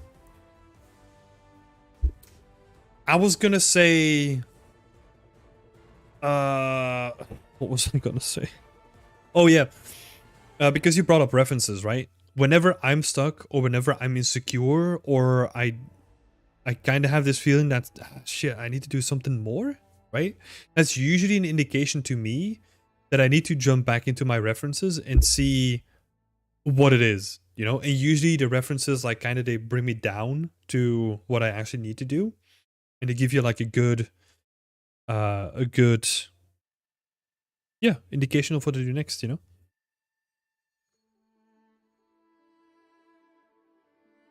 No AI? Hell yeah. Oh, I see what you mean now. Oh, okay.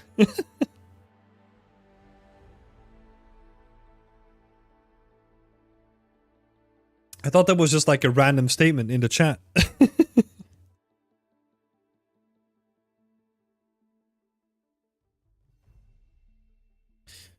No, this is cool. Yeah, so on this we kind of talked about like I think the lighting is going to do the most, like it's going to have the most impact. Like all the stuff we kind of discussed afterwards was more details, right? But you're going for a detailed door. It's going to look good, man. Gonna look very good.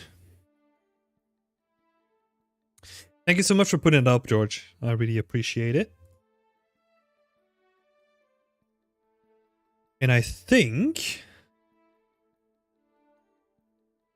let's make sure that we didn't miss anyone else, you know? Just do a double check.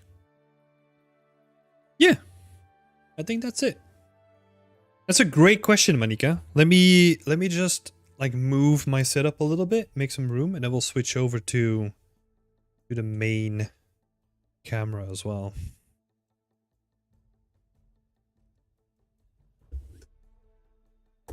What? I'm smashing my drawing tablet whenever I put it down. There we go. All right. Let's dive into some questions then. Went through that pretty quick. So yeah, feel free if you're still in the chat. We're gonna hang around a little bit. We're gonna ask some questions, discuss some stuff. So if you got any questions about getting into games, like what you can do to make your work better or anything like that, right? I'm not gonna go into like visual examples anymore, but I'm happy to discuss anything. So yeah, Manika, when do you think someone can stop calling themselves a beginner?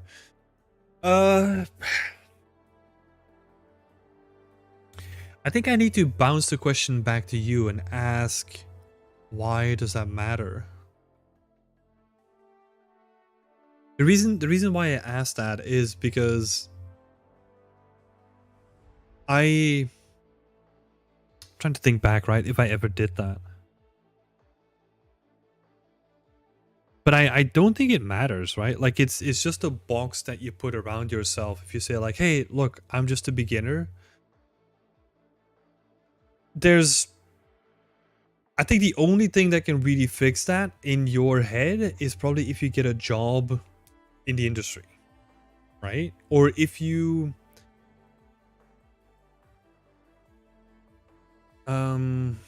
yeah, or if you reach the goal that you've set to yourself that gives you artistic validation, right? Maybe Maybe that's the better way of putting it. Like, because I kind of see the whole like getting into the industry and doing your first job in the industry. I kind of see that as like a massive pat on the back, right? Like a massive boost in like validation.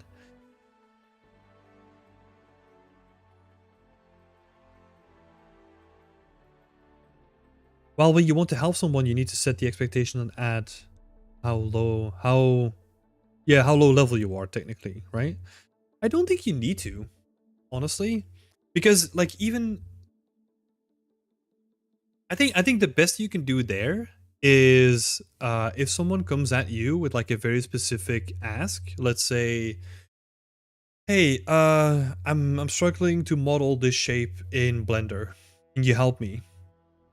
The best you can do is just say like, hey, look, I'm not good at modeling myself, but let's have a look. You know? Because you in that situation, it's tricky, right? Because you don't know all the parameters to know what their skill set is either. It might be something that you're like well equipped for or like to talk about, but you don't know that from each other at that point, right? Unless you know them really well, of course, but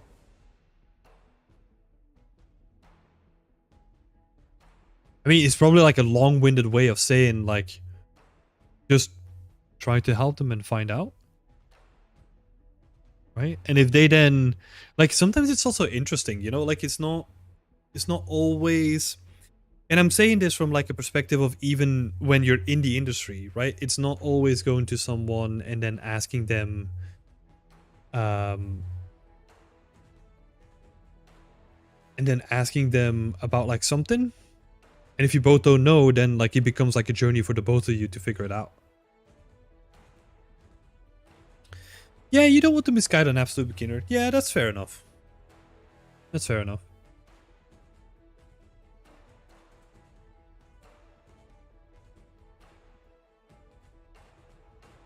But that's where we're kind of stepping away from like the original question, right? I know it's interesting because like I always find this very interesting because I'm I've always said that no matter what level you are, you have something to contribute if you want to contribute it, right? And there's a lot of people, including myself at a certain point, right, that kind of put the barrier up for themselves because they were like, I don't know enough yet. But if we're looking at your journey into the games industry or whatever your goal is, right? Um, it's always a journey, right? So you're at a different point in the journey compared to someone else. That's always a thing, always the way that I saw it. So even when I started sharing uh, tips, like the weekly tips that I'm doing on like a weekly basis, right? That's been running for such a long time that I was doing it in like my first year of indie industry, and I felt like very uncomfortable at that point too. But I kind of saw it as like a learning experience, right? I kind of had this feeling that if it was going to be bad advice, I was also blasting this out on Twitter, right? So people could see it. And I always had this feeling that if it was bad advice, people would call me out on it. Yeah. I don't know. It's an interesting question though.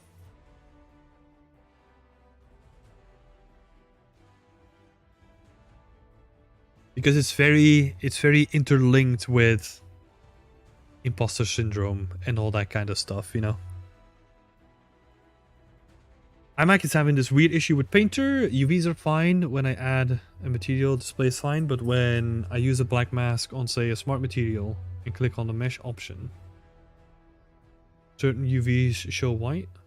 Oh, I've got no clue. Yeah, overlapping UVs could be the thing,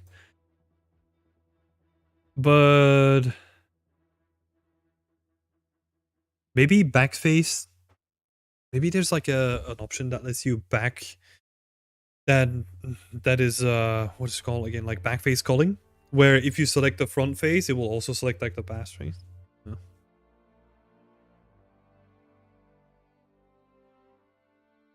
It's not laid out already. Oh, wait, you didn't do a UV map yet?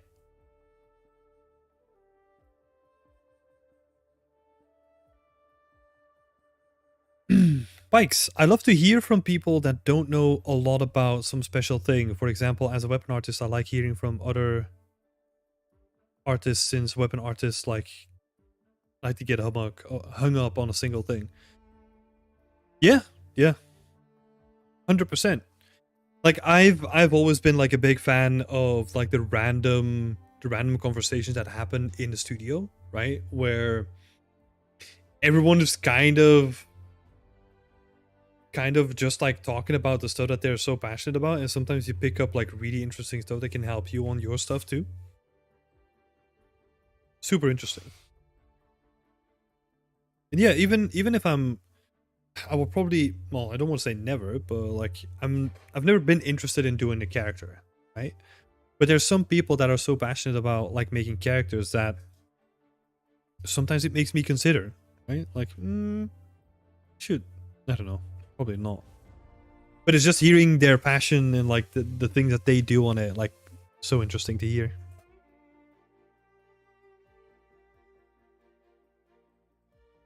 Oh, you reuse the UV layout and everything is in the 0 to 1 space. If you're reusing the UV layout, what you need to do with overlapping faces is that you need to move them one space outside of the 0 to 1 UV space to have that work correctly, especially when baking. Very important.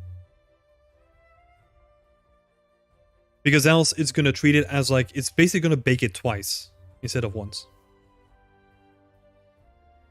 So whenever you're doing overlapping UVs, you just lay them out on top of each other, right? To make sure that they're correct.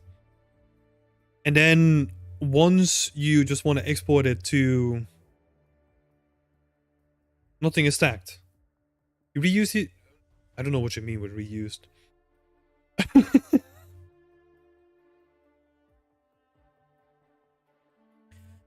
Yeah. Yeah, I would suggest looking at Substance Painter. Just finding it online. Honestly. Substance Painter has like a bunch of these forum things. Because it's going to be very tricky for us to help you, honestly. And when we don't have any visuals to look at. Sorry, Amak.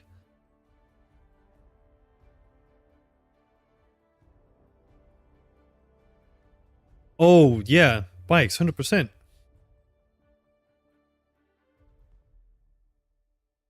Yeah, and like everyone has their own way of doing it, right? Like the variation that you can get, like even if you do like in your example, like a weapon, right? You can do it in sub D, but I also like purely sub D, like the very old school method, but you can also do it with booleans in Blender. You can also do it with like the polishing, like taking it into ZBrush and then doing like a polish pass on it to have like all the nice bevels and then extract like the little poly from it. Like there's so many cool ways that you can do basically the exact same thing. But everyone kind of has their like little favorite things, you know?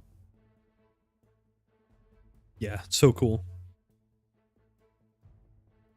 And yeah, I mean, I love making environments, right? So, and I take that very, very broadly. Like I love to make like all of it in the environment. Always have, always done. It sometimes feels even counterproductive to where I say to people, like, if you want to get into the industry quick, like try to specialize. Never did that myself.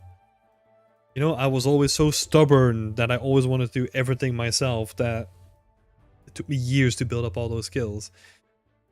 But yeah, even then, right? Like you have people like crazy people that use Houdini to do the same thing that I'm doing, like in a different way, potentially also quicker. But then I love the craft and like placing it myself and like starting again and like rebuilding it. I just love that, man. Like just the process of it, you know?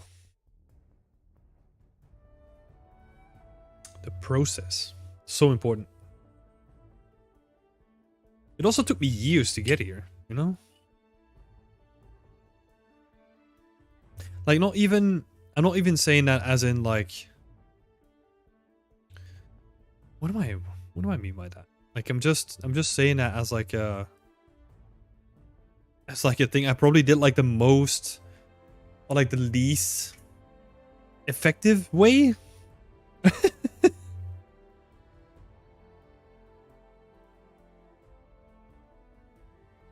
Oh, Manika, you feel the same thing.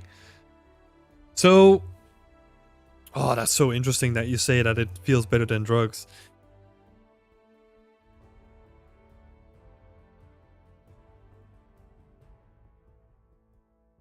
Because, I don't know, because it's sad that I'm going to say this, but I don't have that feeling. It's kind of weirdly anticlimactic. It's also it's also been a while since I finished something. So the current environment that I'm working on, for like additional context, like I've been working on for like a couple of years. Right? But I love being in that mode where I'm like constantly exploring and like constantly refining and like constantly doing stuff. And I think once it's done, like I don't get to do the stuff that I loved anymore. Right? Even though like I can technically still do it if I wanted to and like keep expanding on it, which is probably what this is gonna end up like.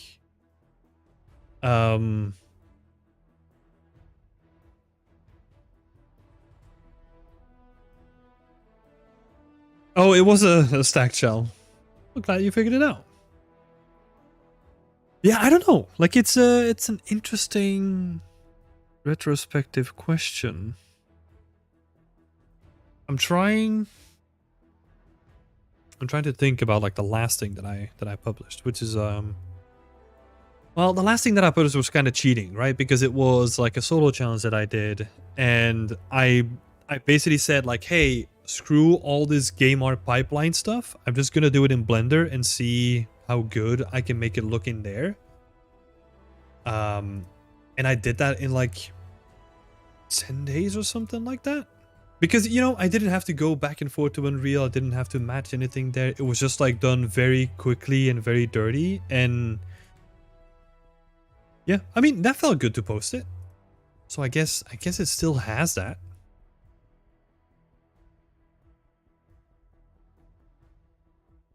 I don't know if that makes sense.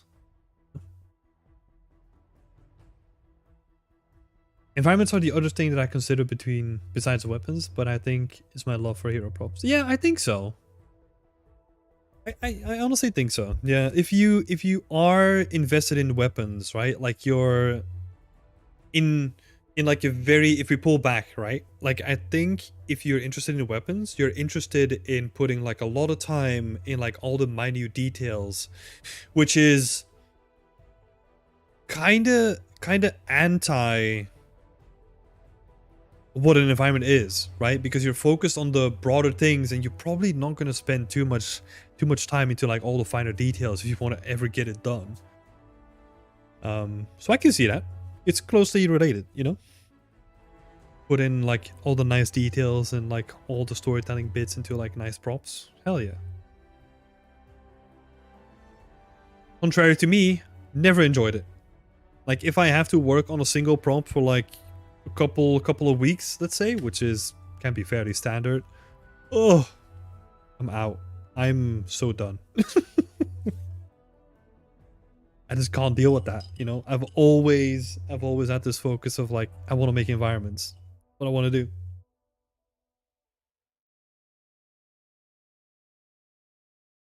For me, the most fun part is definitely working the part where I'm just working and working. In the last, oh yeah, the last 10%, like they're gruesome. They definitely can be because yeah, it also takes the most time usually, right? I remember when I was doing the ArtStation challenge a couple of years ago. I think I spend, how much time did we get? Like 3 weeks? 3 or 4 weeks, I can't remember. Maybe 2 months, I can't remember. But I spent like almost 50% or just like lighting and like post-processing. Just trying to get that right, and it just wouldn't work, you know, and it was frustrating as hell. Fill it in. Do you think that if you apply for an internship, should I need a large number of basic portfolios, or should there be more types?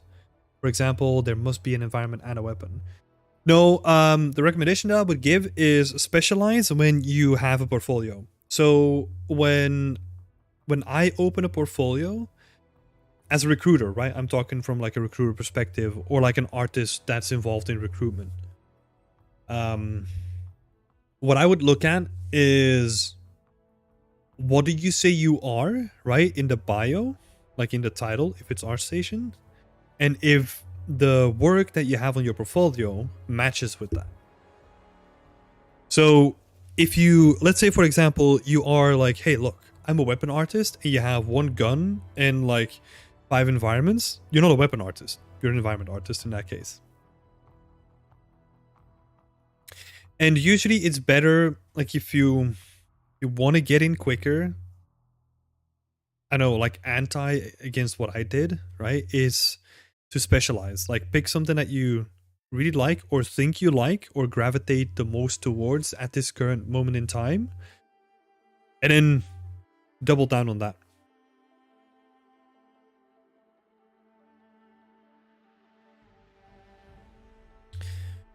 Because yeah, like you don't need like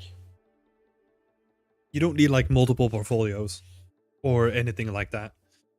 Um, just follow the stuff that you enjoy. Because I'm also saying this. I mean, it's also like a very, very. It's not a tricky statement, but it's a statement that needs to be explored, right? Like follow what you enjoy the most. Like there's gonna be hardships in whatever you try to follow, so there needs to be like perseverance in that as well. Um, but yeah, what I would say there is,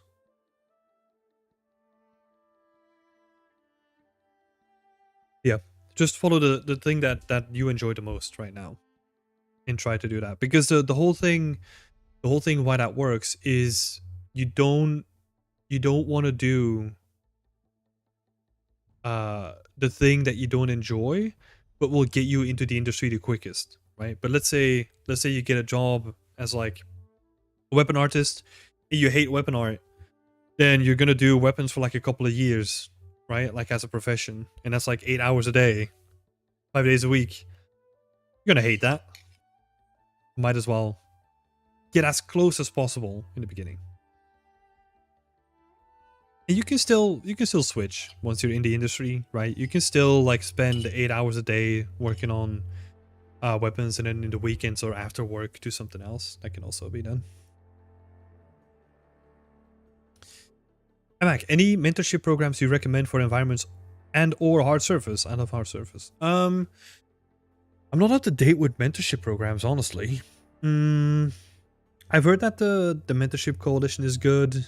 I know some of the people involved with Skill Tree, which also has a bunch of talented people working on it. So let me see.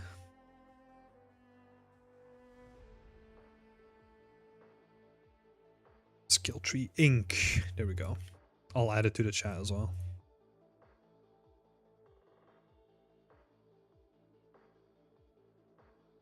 But let's see if they have like a, yeah, that's mentorships in general can be fairly expensive.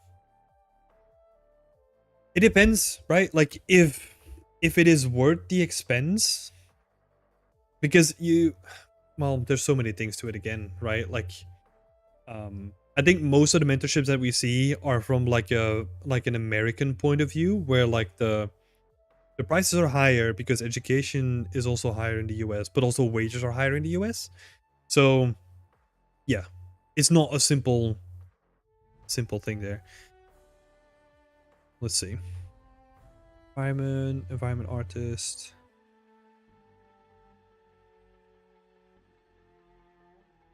Mentorships.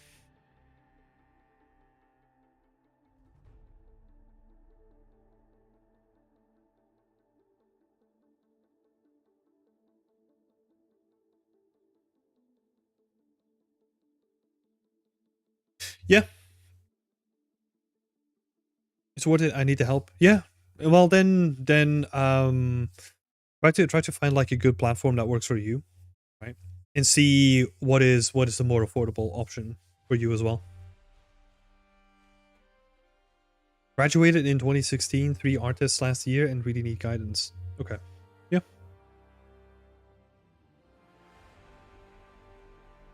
So no, I'm not even gonna go there. Gonna say something, but I'm too busy at the moment. I was doing them for a little bit as well. But don't have the time. Like I don't have the time to do them properly anymore. I need to really focus up. Coffee addiction. I noticed lately repetition is making the small problems go away fast so you don't get overwhelmed with basics. What was that in reference to? I noticed lately repetition is making the small problems go away fast so you don't get overwhelmed by the basics. That was probably in reference to something I was yapping about, right? But I completely forgot.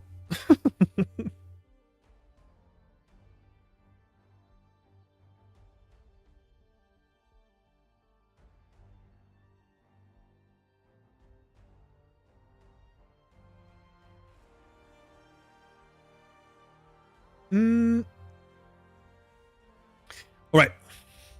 You know what I'm going to do? It's getting pretty late, so I'm going to bounce. I had fun answering your questions. We should do this every time if we have the time. Make the actual feedback time a little bit shorter and just chat a little bit. I do enjoy it. Maybe come up with some topics for next time that could be interesting.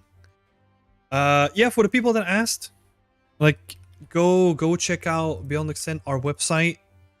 We have like a bunch of environment art resources. Most of them are free. You know this, right? Because you're on the YouTube channel right now. Like all of our workshops are free. All of the streams that I do are available as well.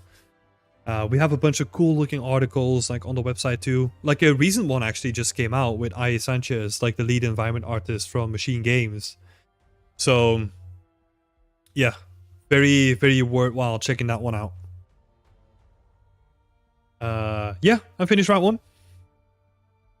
I'm just heading off. Been a great chat with everyone. So yeah, go and check out the link. You can also just become a member here on YouTube. Check out Beyond Extent, and then you can become a member there as well if you wanted to. Or if not, just check out all of our amazing learning resources. All right, people. Thanks so much for being here.